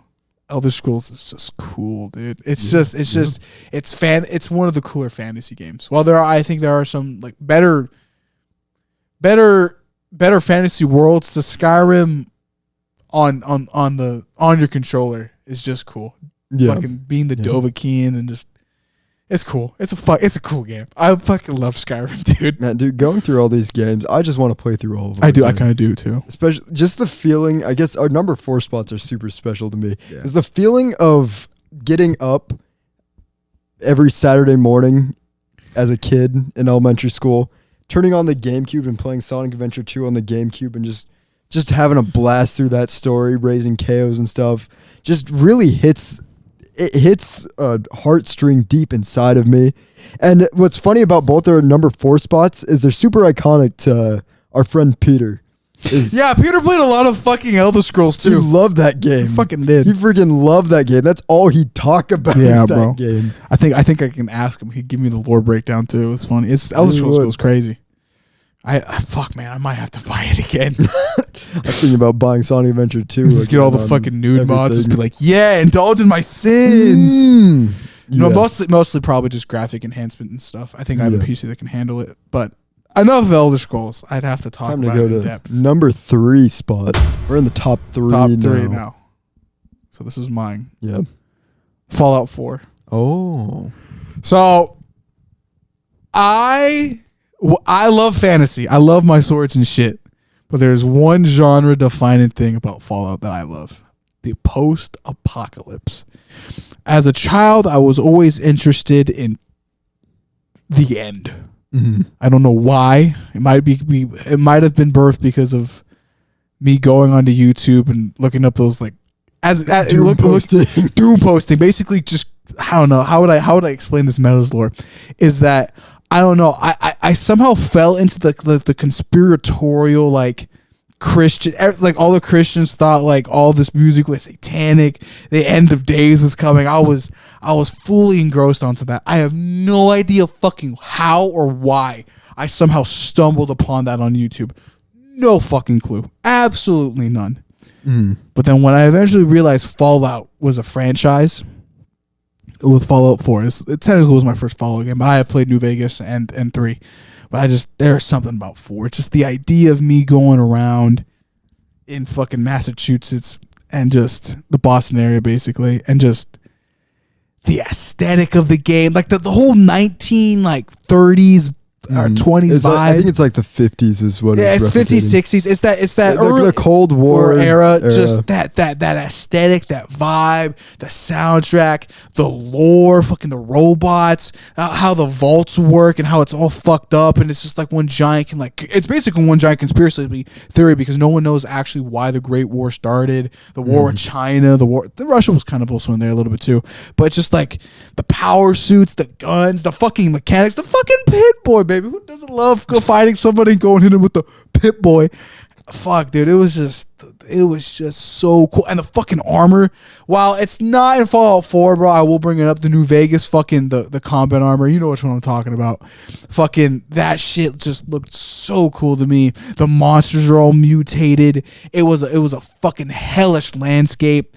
It got my mind tingling, bro. And this is probably the start. I won't even lie now. The start of my late night games, because on the weekends when my parents went to bed, the PlayStation 4 was in the living room before it even moved to my room. Mm-hmm. But when my fucking dad turned off the TV, my little gremlin ass would walk out of the fucking room, down the hallway, sit my ass down, gamer headset on. I was in fucking Boston Student Super Mutants every time I had the fucking chance. It was just so fucking cool to me, dude. It was just the fucking Nuka-Colas, dude. It was everything about that fucking game was so cool to me, dude. Everything. Dude. I do have this itch right now to replay either 3 or New Vegas, but I kind of want to go back to, I don't know, 4 just holds a special place in my heart. And the Alien Vision 2, bro, it was so fucking cool. It probably also got me into the whole addiction of the Cold War era too, because it's so fascinating too.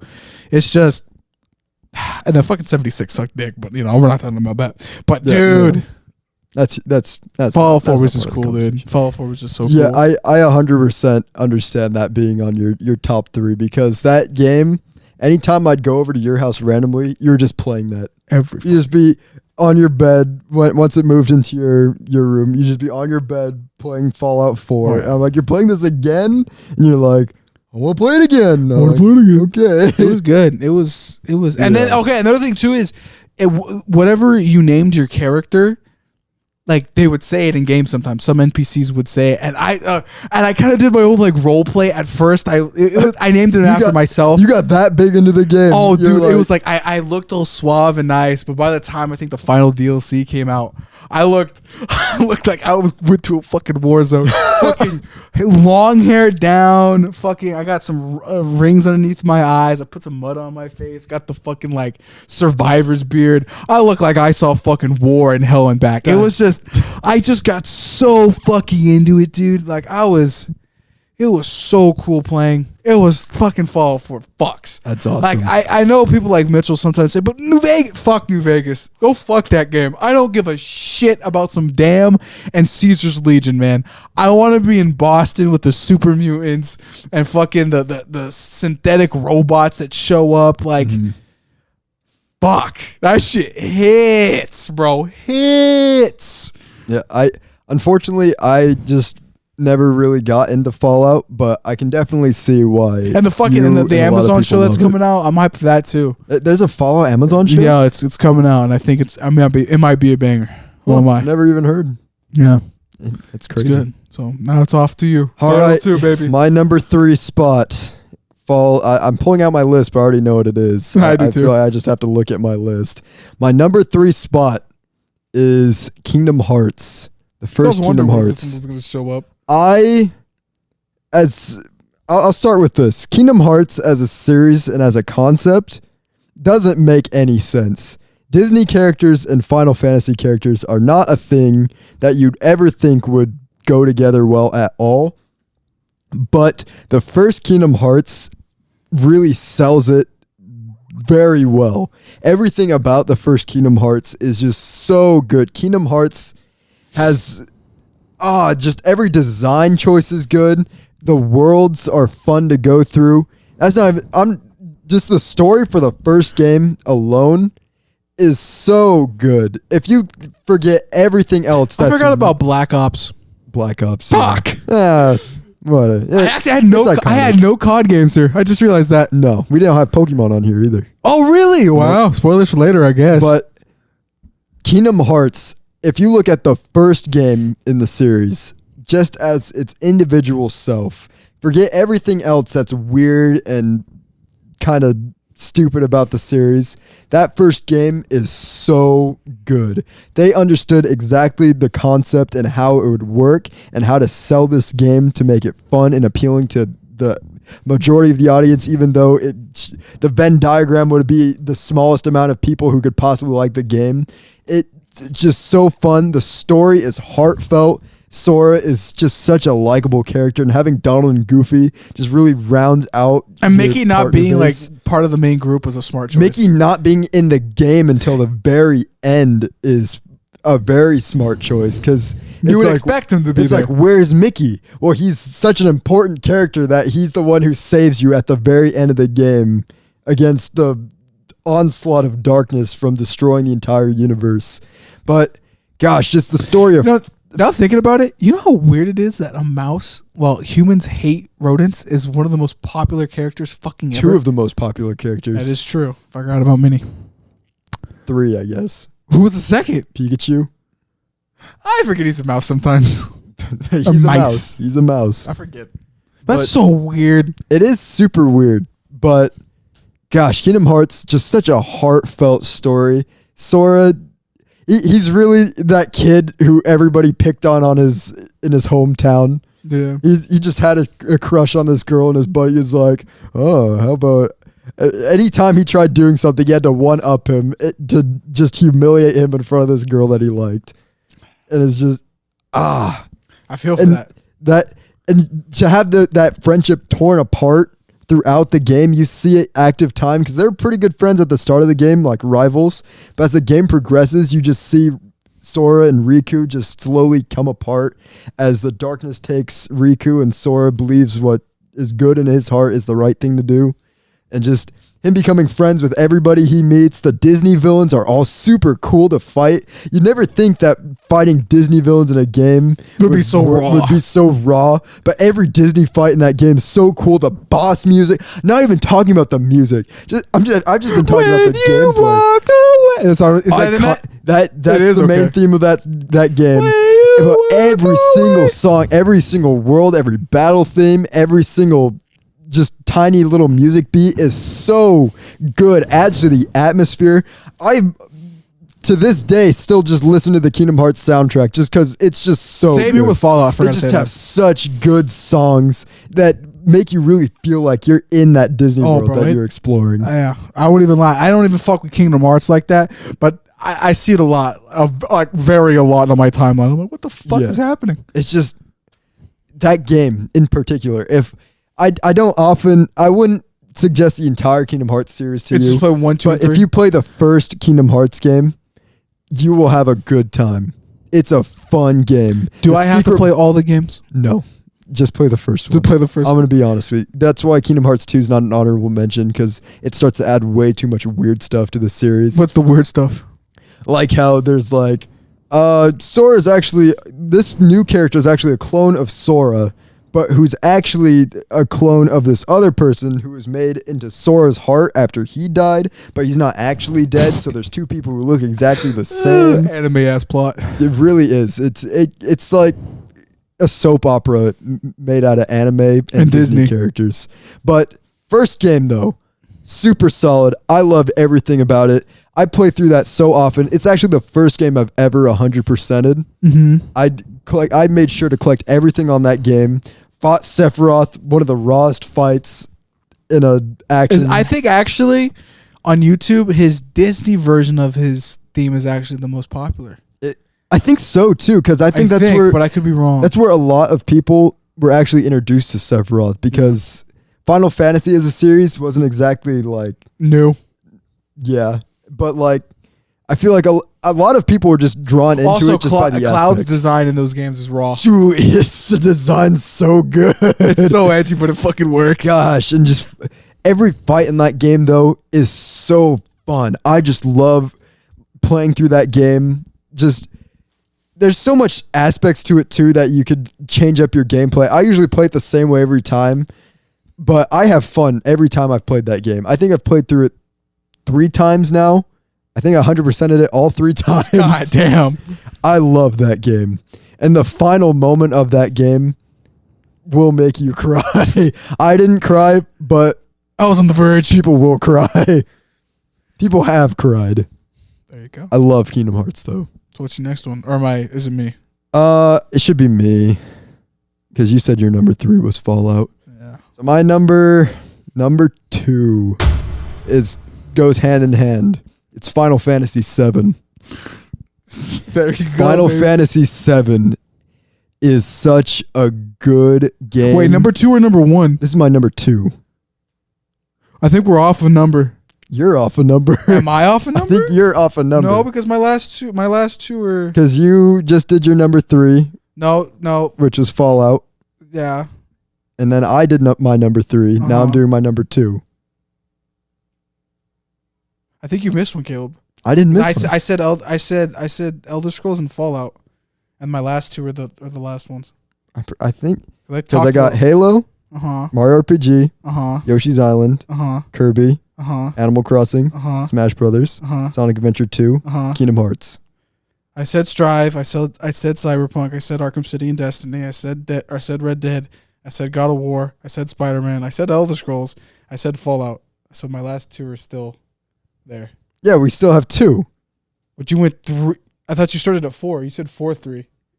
No, That's what I swear to God I heard 3-4. because we just did 4. Sonic Adventure 2 and...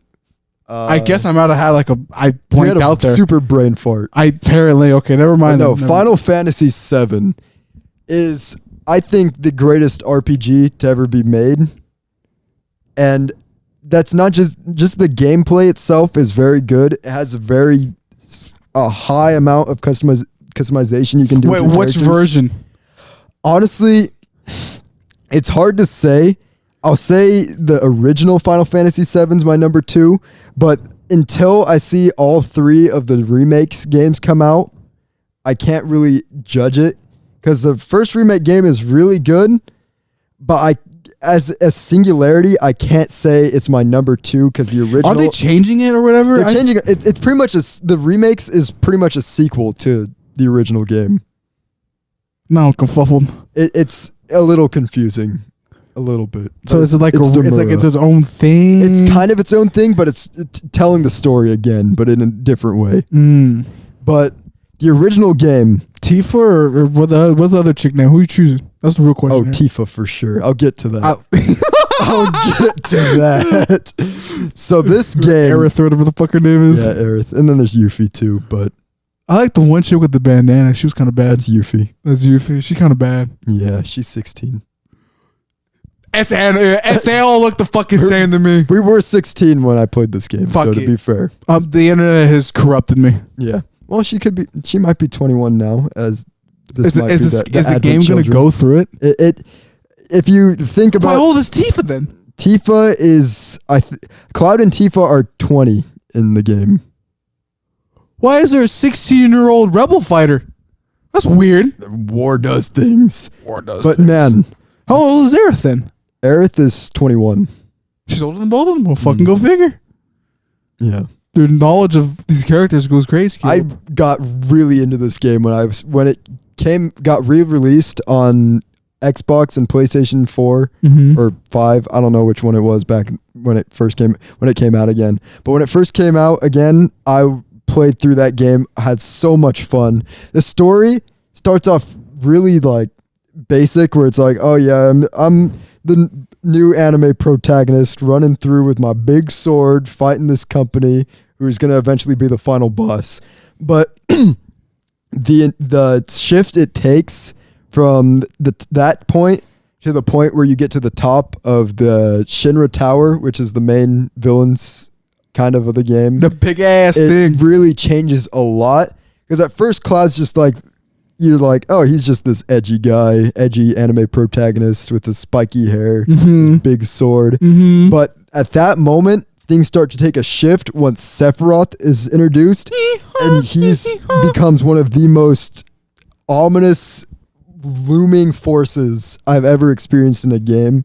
Because it's, as you learn throughout the game, Sephiroth is actually like messing with Cloud's mind, because Cloud has like super bad PTSD, because way back before the game starts, it's lore way time. back before the game starts, Cloud was just a little wimpy soldier. This is huge spoilers. He's a little wimpy soldier, didn't actually make the cut to be a big soldier to impress his crush Tifa, and so he's hiding his face the whole time, goes back to his hometown, doesn't say hi to anybody, not even his mom. His mom, super supportive and cool lady from what you see in the game. And so you're traveling with the guy who's Cloud pretends he is throughout the game, and Sephiroth, because Sephiroth was just a normal soldier.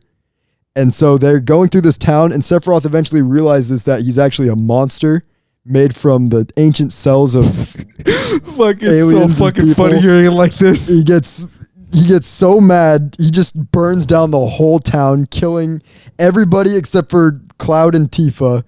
And then he knocks out Zack, Cloud's mentor, and Cloud just takes Sephiroth's own sword, stabs him, throws him into the pit of despair, throwing him into the life stream, which is pretty much what the planet runs on.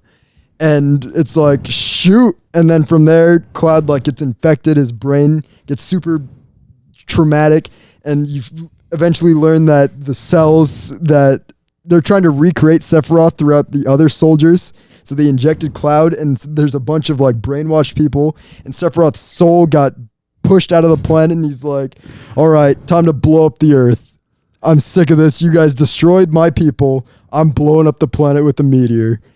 And so the whole game, from the point that you learn Sephiroth is actually the one pulling the strings, is just you're on a rush to stop him from blowing up the planet. But even that's not enough, because Cloud's PTSD falls apart even after going on a sick date with... No, hold on. That doesn't happen yet. So Cloud gets knocked out. Everything's going bad. And then eventually your team reforms. You go on a date with Tifa. And it's like, oh, shoot. Or whatever girl you have a choice with. And if you're lucky enough to have your affection enough with Tifa, you have one heck of a night right before fighting the final battle. Chad. But man, it's just those story beats. Wait, is this implied they do it? It's heavily implied. Wow, I didn't know that. What the fuck? Because it like fades to black, and the next morning they get back on the ship, and everybody was like standing at the window. And then Tifa's like, you saw everything? That's fucking weird. It's that's the game itself, though. so good. There's so many. Cloud is such a good protagonist because he's not really like overpowered in the way you'd think. I'm God. Like he's super strong, but his weakness is like his mental state because he doesn't actually believe in himself. Oh, so I just have to be trauma. Pretty much trauma, and then you win. But if you're Sephiroth, because Sephiroth's the one who triggers his trauma. I just gotta hold up. Let me get a cosplay going. Trauma. I've been waiting, Cloud. Oh no! But yeah, I love that game. That's another one that I suggest people should play. It's an RPG that you really are just like engrossed in. The further you get in the story, it's like, oh my gosh, this is crazy. And I can't give the game enough justice on how good it is. And just one more thing to leave you off with. Soundtrack, amazing. Yeah. Like we said, all these games, I amazing listen to soundtracks. I listen on repeat. Well, I guess we finally entered it. The final two. I think Caleb will know why these two are here. Number 2, Halo Reach. Yep. The memories, baby. Yep. The fucking memories. This is probably my most nostalgic game on here. I agree. The Brotherhood of Bonds. This is the game. I also probably sneak in Black Ops 2 here, but mostly Halo. The campaign, Noble 6, the glassing of Reach, the whole Spartan program, fucking the way that the elite, it's a battle that you know, if you know your Halo lore. It's a losing battle. All of it goes to fucking shit. The Covenant are coming down. The elites, the grunts, the hunters, the humans are basically losing this battle. They have to retreat. It's the reason why CE and all the other events proceed. It's not the sole reason, but it's just, bruh. And then the gameplay, the bloom. I hate to interrupt, but it's probably one of the best Halo gameplay. I would the assassinations you could do, the way the game looked. While personally I think Halo 3's light engine is the best, the fucking aesthetic of fucking Halo Reach. OMG, bro. You can customize your Spartan. I don't know what Bungie was thinking. Whatever fucking drugs they were smoking in that thought meeting with the whiteboard. I know it had a long ass desk. All the seats are fucking all over the place. They got fucking pizza on the bitch. They got blunts and lighters, and they're like, what do we do? Blank character that you can customize in game, you're the Spartan. Yep. And then you have a morally ambiguous ending that maybe you live, maybe you don't. Who fucking knows? But it's fucking the last level. You fucking go in guns blazing. You got the co-op in the bitch. It just hits, bro. So good. It just hits. And the memories I have with Caleb and Peter and really anybody that came over to that fucking house. We played that game so much. We made the perfect Forge maps that we never ended up playing. That's true. Every fucking single time, dude. I think we had more fun just building Forge maps than actually playing. It had the aesthetic of Minecraft and guns, bro. It fucking hit. It went hard, bro. Really and while, did. yes, it's one of those games where it had a lot of controversy behind it, I don't give a fuck. It was No, fun. I don't give a fuck about Spartans to be able to run and sprint. I don't give a fuck. It was the camo. Sure, maybe armor locking was a problem. I get it. Sure, multiplayer wise, it was a bit of a fucking problem. But just, it was fun, dude. And the Forge community was gas, bro. The game had so fucking much. You had firefighting too. The firefight wasn't the best, but shit, dude. It's just, I gotta burp. Anyway, it's just, dude. It's like it fucked. It's like an old friend that it was the fifth friend that we had in the group playing with us all the time. It was really just always there. I always try to play it too when I have the time. It's just a fun game on MCC. Iconic game. It was probably one of the better video games I'm actually good at too. Just the amount of time I put into it. It's just the story was so good, George, and all the Spartans just kept on dying, and you couldn't do anything. It was unironically that game kind of did teach me, no matter how, even though I fucking hate it in anime sometimes, where the main protagonist should be able to save the day. At one sometimes point, they do lose. You just fucking can't win. Yeah. No matter what. Yep. And it's just seeing everybody just go down one by one. Dude, and just seeing Noble 6 fighting all those fucking elites by himself, dude. It really was. Oh my god, bro. It was just from the start of the game. When you start seeing your friends and allies go down throughout the story, it's just it hits so hard. And it wasn't even the flood. You don't even need the fucking flood. True. It was just the fact that this alien armada was coming and you couldn't do nothing. But if you know the deeper lore, your sacrifice actually did mean something because Master Chief was on one of those carriers. And I still, to this day, just because I'm the fan I am, I know if Chief was there, he would have been kicking ass. He really would have. Dude, he literally took on an entire planet by himself. It's a reason why they call him a demon. Gosh, I love Halo. It might have been my number 10 spot, but gosh, I love Halo. Fucking Reach was hitting, bro. Hitting. Oh, man. Yeah, it really I don't give a my iconic gamer about 2 and 3, bro, with the cat and the cowboy hat. Oh my god! And I don't even lie. I'm not gonna diss on Halo 2 and 3. Those two games, arguable mention here, should belong in this spot too. Honestly, Halo 1, 2, 3. I put the whole Reach, franchise in this spot. They're all so good. I think it only starts to fall off after 4. Reach. Like I don't know, 343 just. Halo Infinite might have the best gameplay. I won't even lie. Best gameplay. Best fun. Best multiplayer, hands down. Everything. I won't even lie. The story's pretty good. It's just there are crucial spots where it fucked up. Yeah. And I know why, because it's corporate. We've had this discussion before. It's always corporate that fucks it up.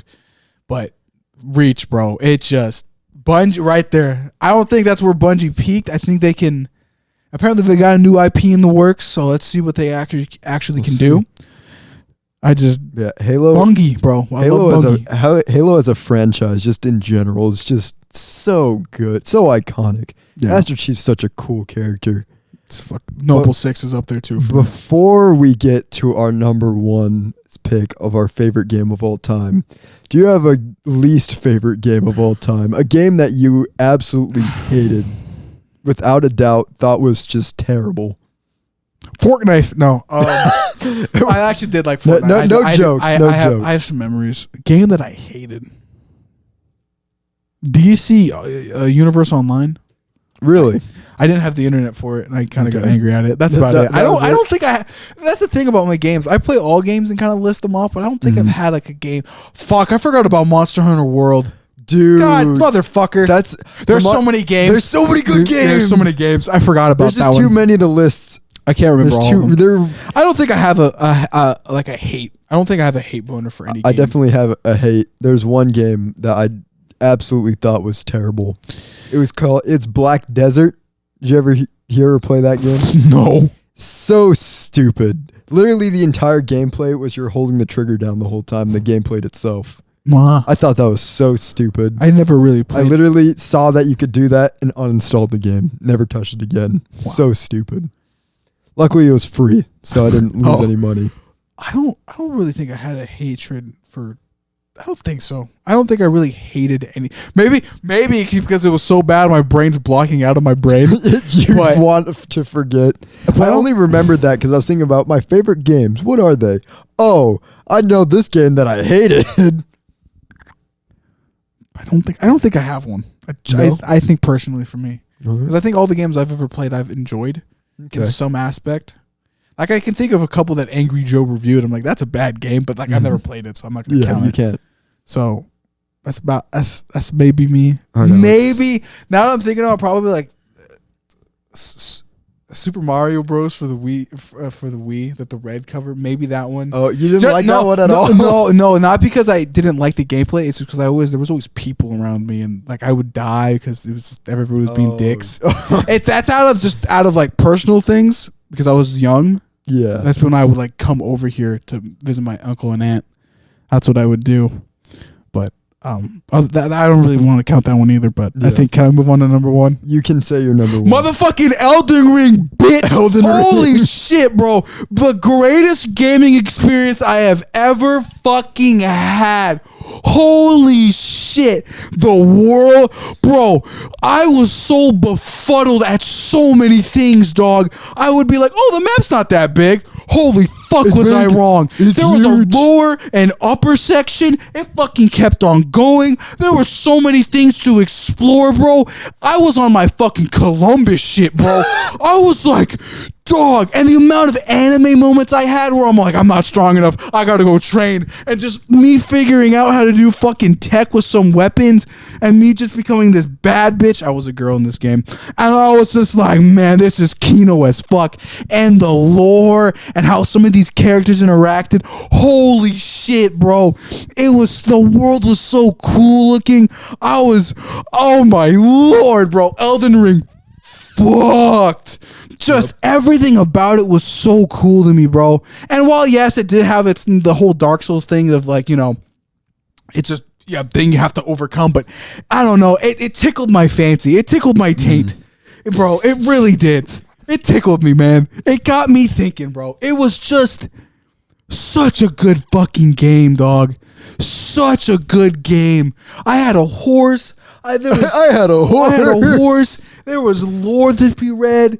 It was just, oh my God, bro.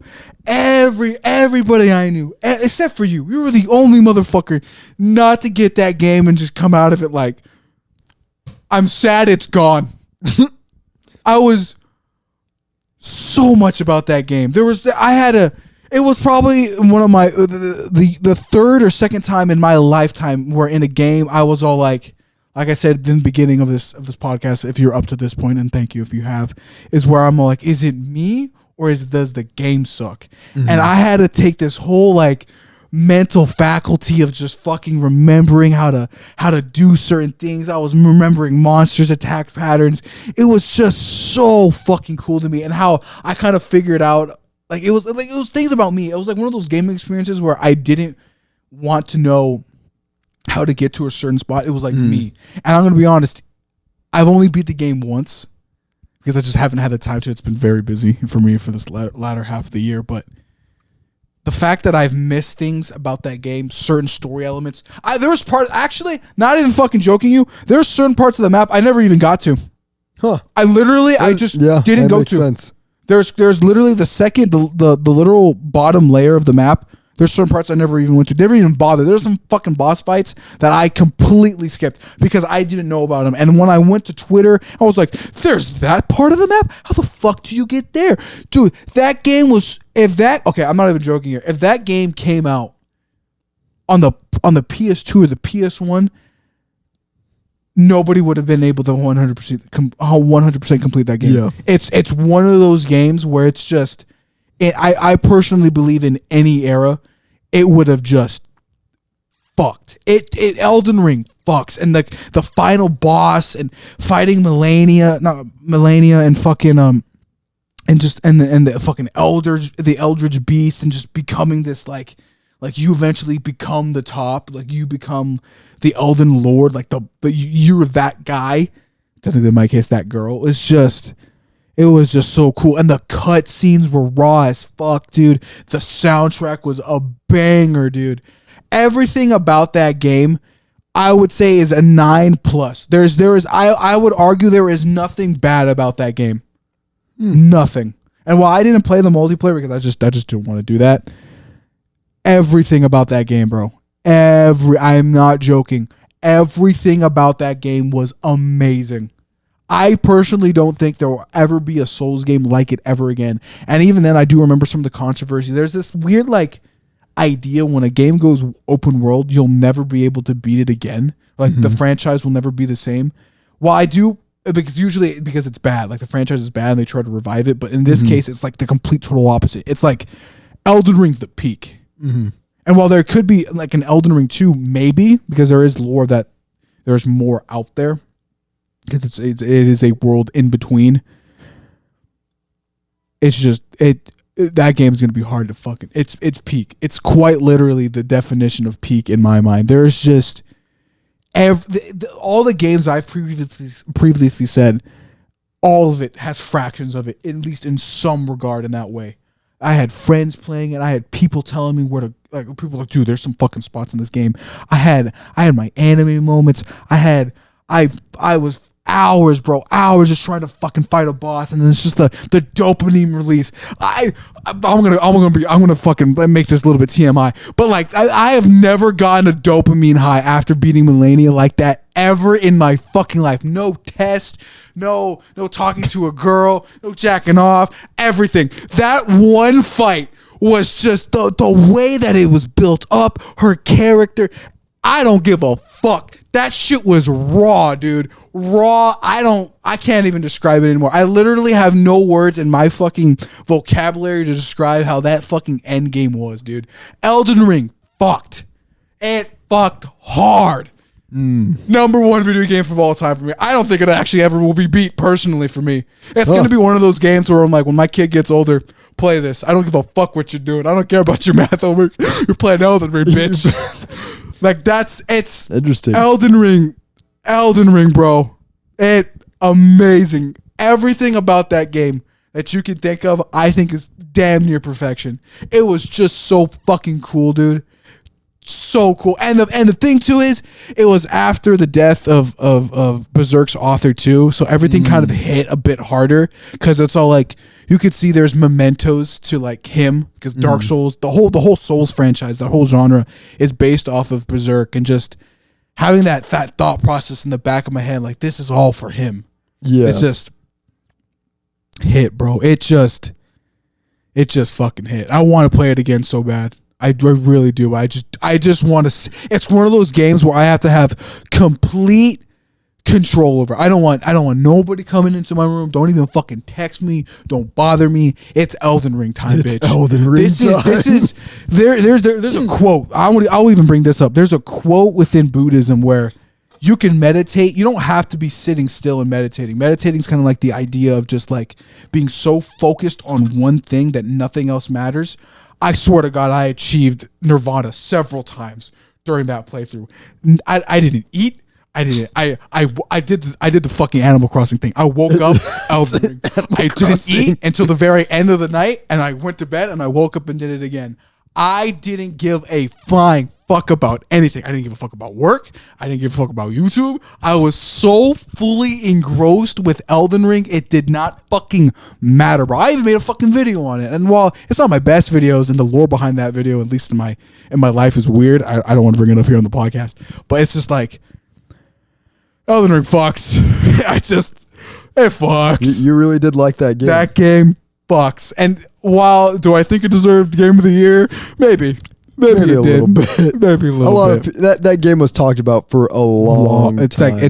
I honestly would agree that it got snubbed from Game of the Year. The fact that it didn't. The fact that God of War won Game of the Year and it was only out a month. Yeah. And Elden Ring was being played for months. Forever. I'm going to be honest too. Stupid. I do genuinely want to see what happens. All these games that come out afterwards. Because everybody with the Souls franchise, it's Souls-like. But with Elden Ring, I wonder if people are going to be like, oh, it's Elden Ring-like afterwards. Kind of like the whole Skyrim thing. I think we might see like the decade-defining game right at the beginning. Like, everything afterwards is going to be Elden Ring-like. I feel like it personally, just because, dude, that game fucks.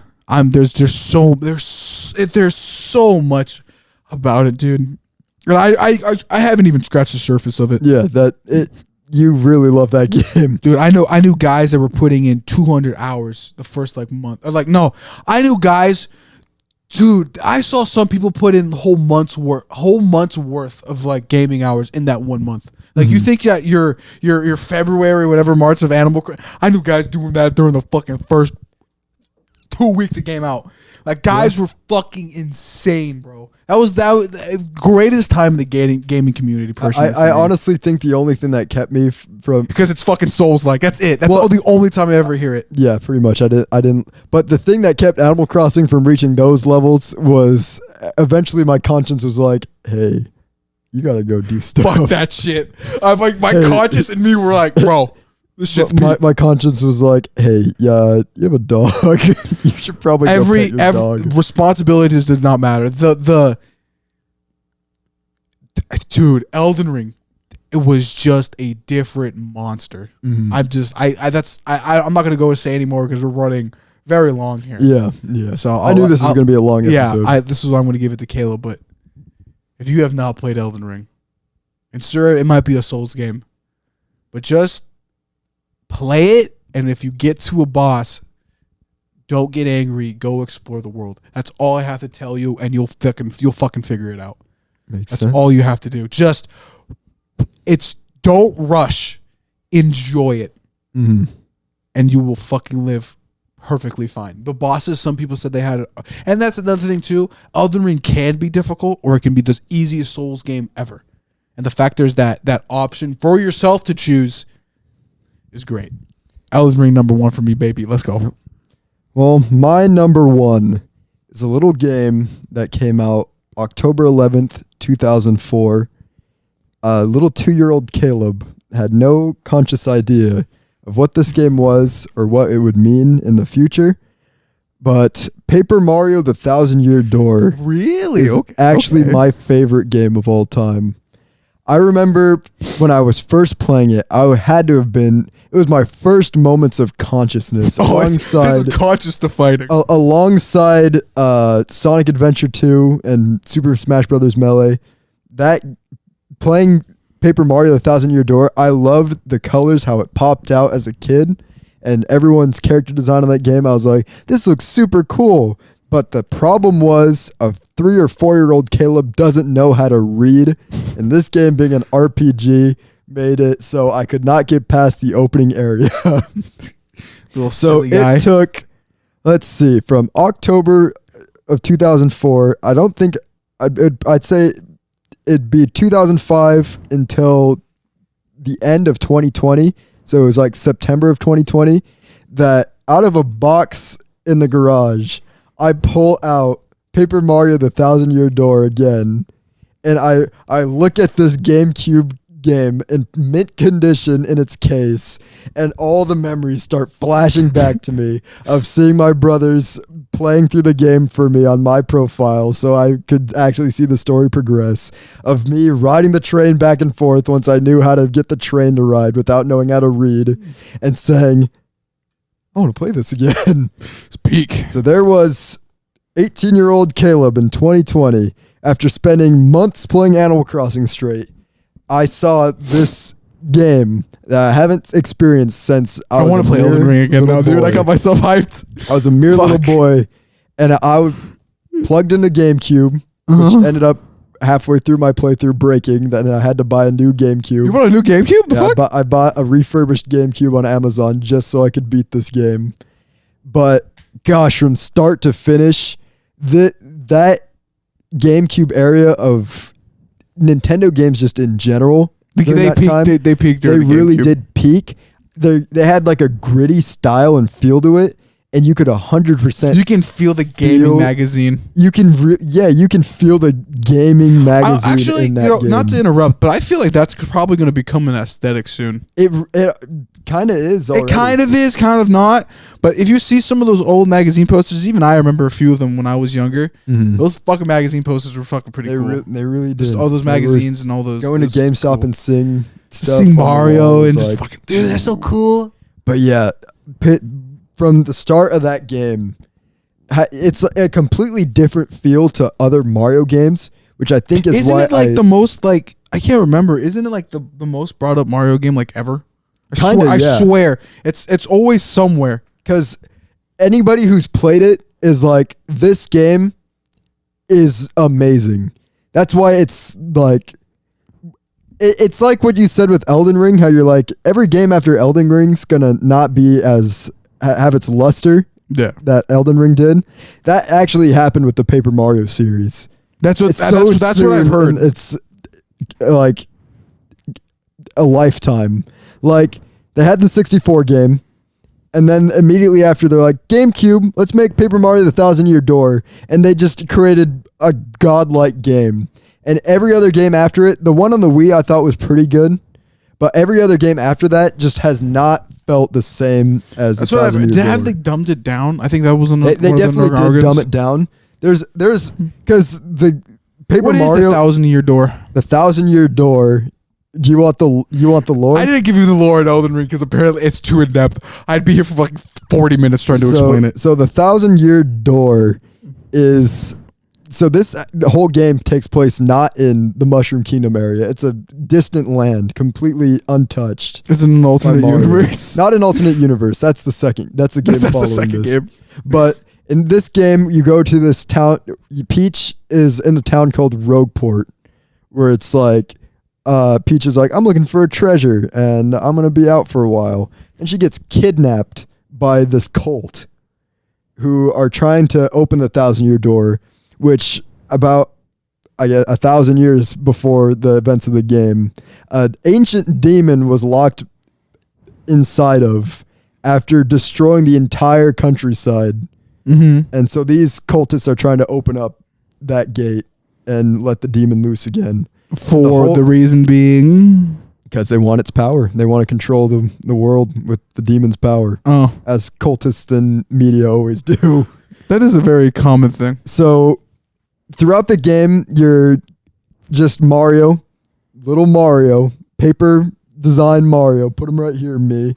There he is. Love that character design, by the way. I absolutely love the Paper Mario character designs. They're all great. Without this game, you're just traveling to new areas. It's like, it's everything I love in a game. Because I love RPGs and I love platformers. This is that combined together. As snappy platforming elements, you go through different worlds, meeting different characters, adding new members to your party who are they're like Mario characters that you are kind of familiar with, but with a twist on them, so it makes it more interesting.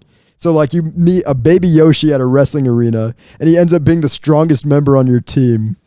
And you also meet a bomb sailor by near the end of the game whose wife died and he doesn't want to go back on the ocean because his wife died while he was on the ocean. And you end up convincing him with a letter from his wife telling him how much she loves him. Dude, was this letter forged?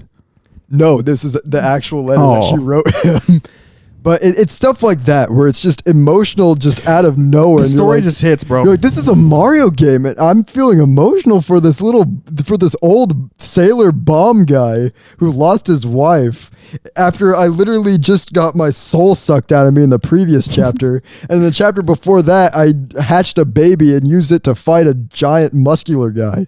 That's literally how the game goes, but every area is just so fun and interesting. And the game mechanics, I think, are the best mechanics ever used in an RPG. It's everything snappy. You get bonus points from timing your, so say Mario uses a hammer in this game mostly. And when you smack somebody with a hammer, there's a certain frame where if you press A, you get like a trick point, and Mario or like whoever does the attack does a trick. And you get stylish points, and that goes into the crowd, and the crowd starts giving you stuff. It's just cycling that it's not just pressing a button and seeing your character attack. It's pressing a button, and then you're like, all right, time to do some sick flips and dips while these guys I got a style on these boys. And then eventually the stage like falls apart, and he can attack you. It's just everything interacts perfectly with each other in just the battles, and it's just so much fun. It's an RPG that I can see myself playing yearly because it is that much fun and snappy. Yeah, just check the phone. I know, we've been talking for so fucking long. It stopped recording. Did it really? Yeah. When did it stop? I don't fucking know. Oh no. Apparently, our phone sucks and doesn't like us. Died. So at one point, you're just seeing gameplay trailers. Apologies for that, but it wouldn't be a Totally Oblivious banger episode without the camera cutting out.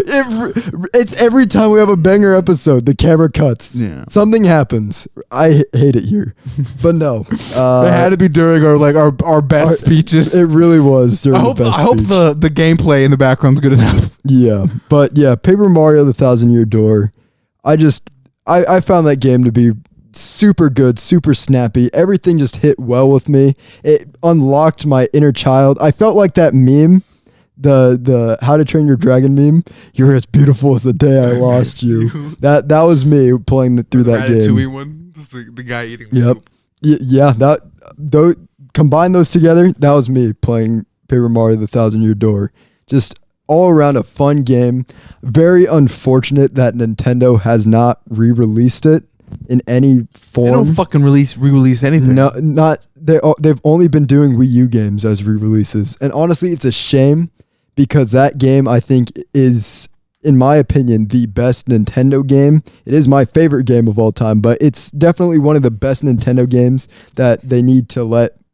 It's a game that's perfect the way it is. That they really just have to re-release it on the Switch, and it would sell like just a better hotcakes. console. Honestly, yeah, just modern consoles, just have it released.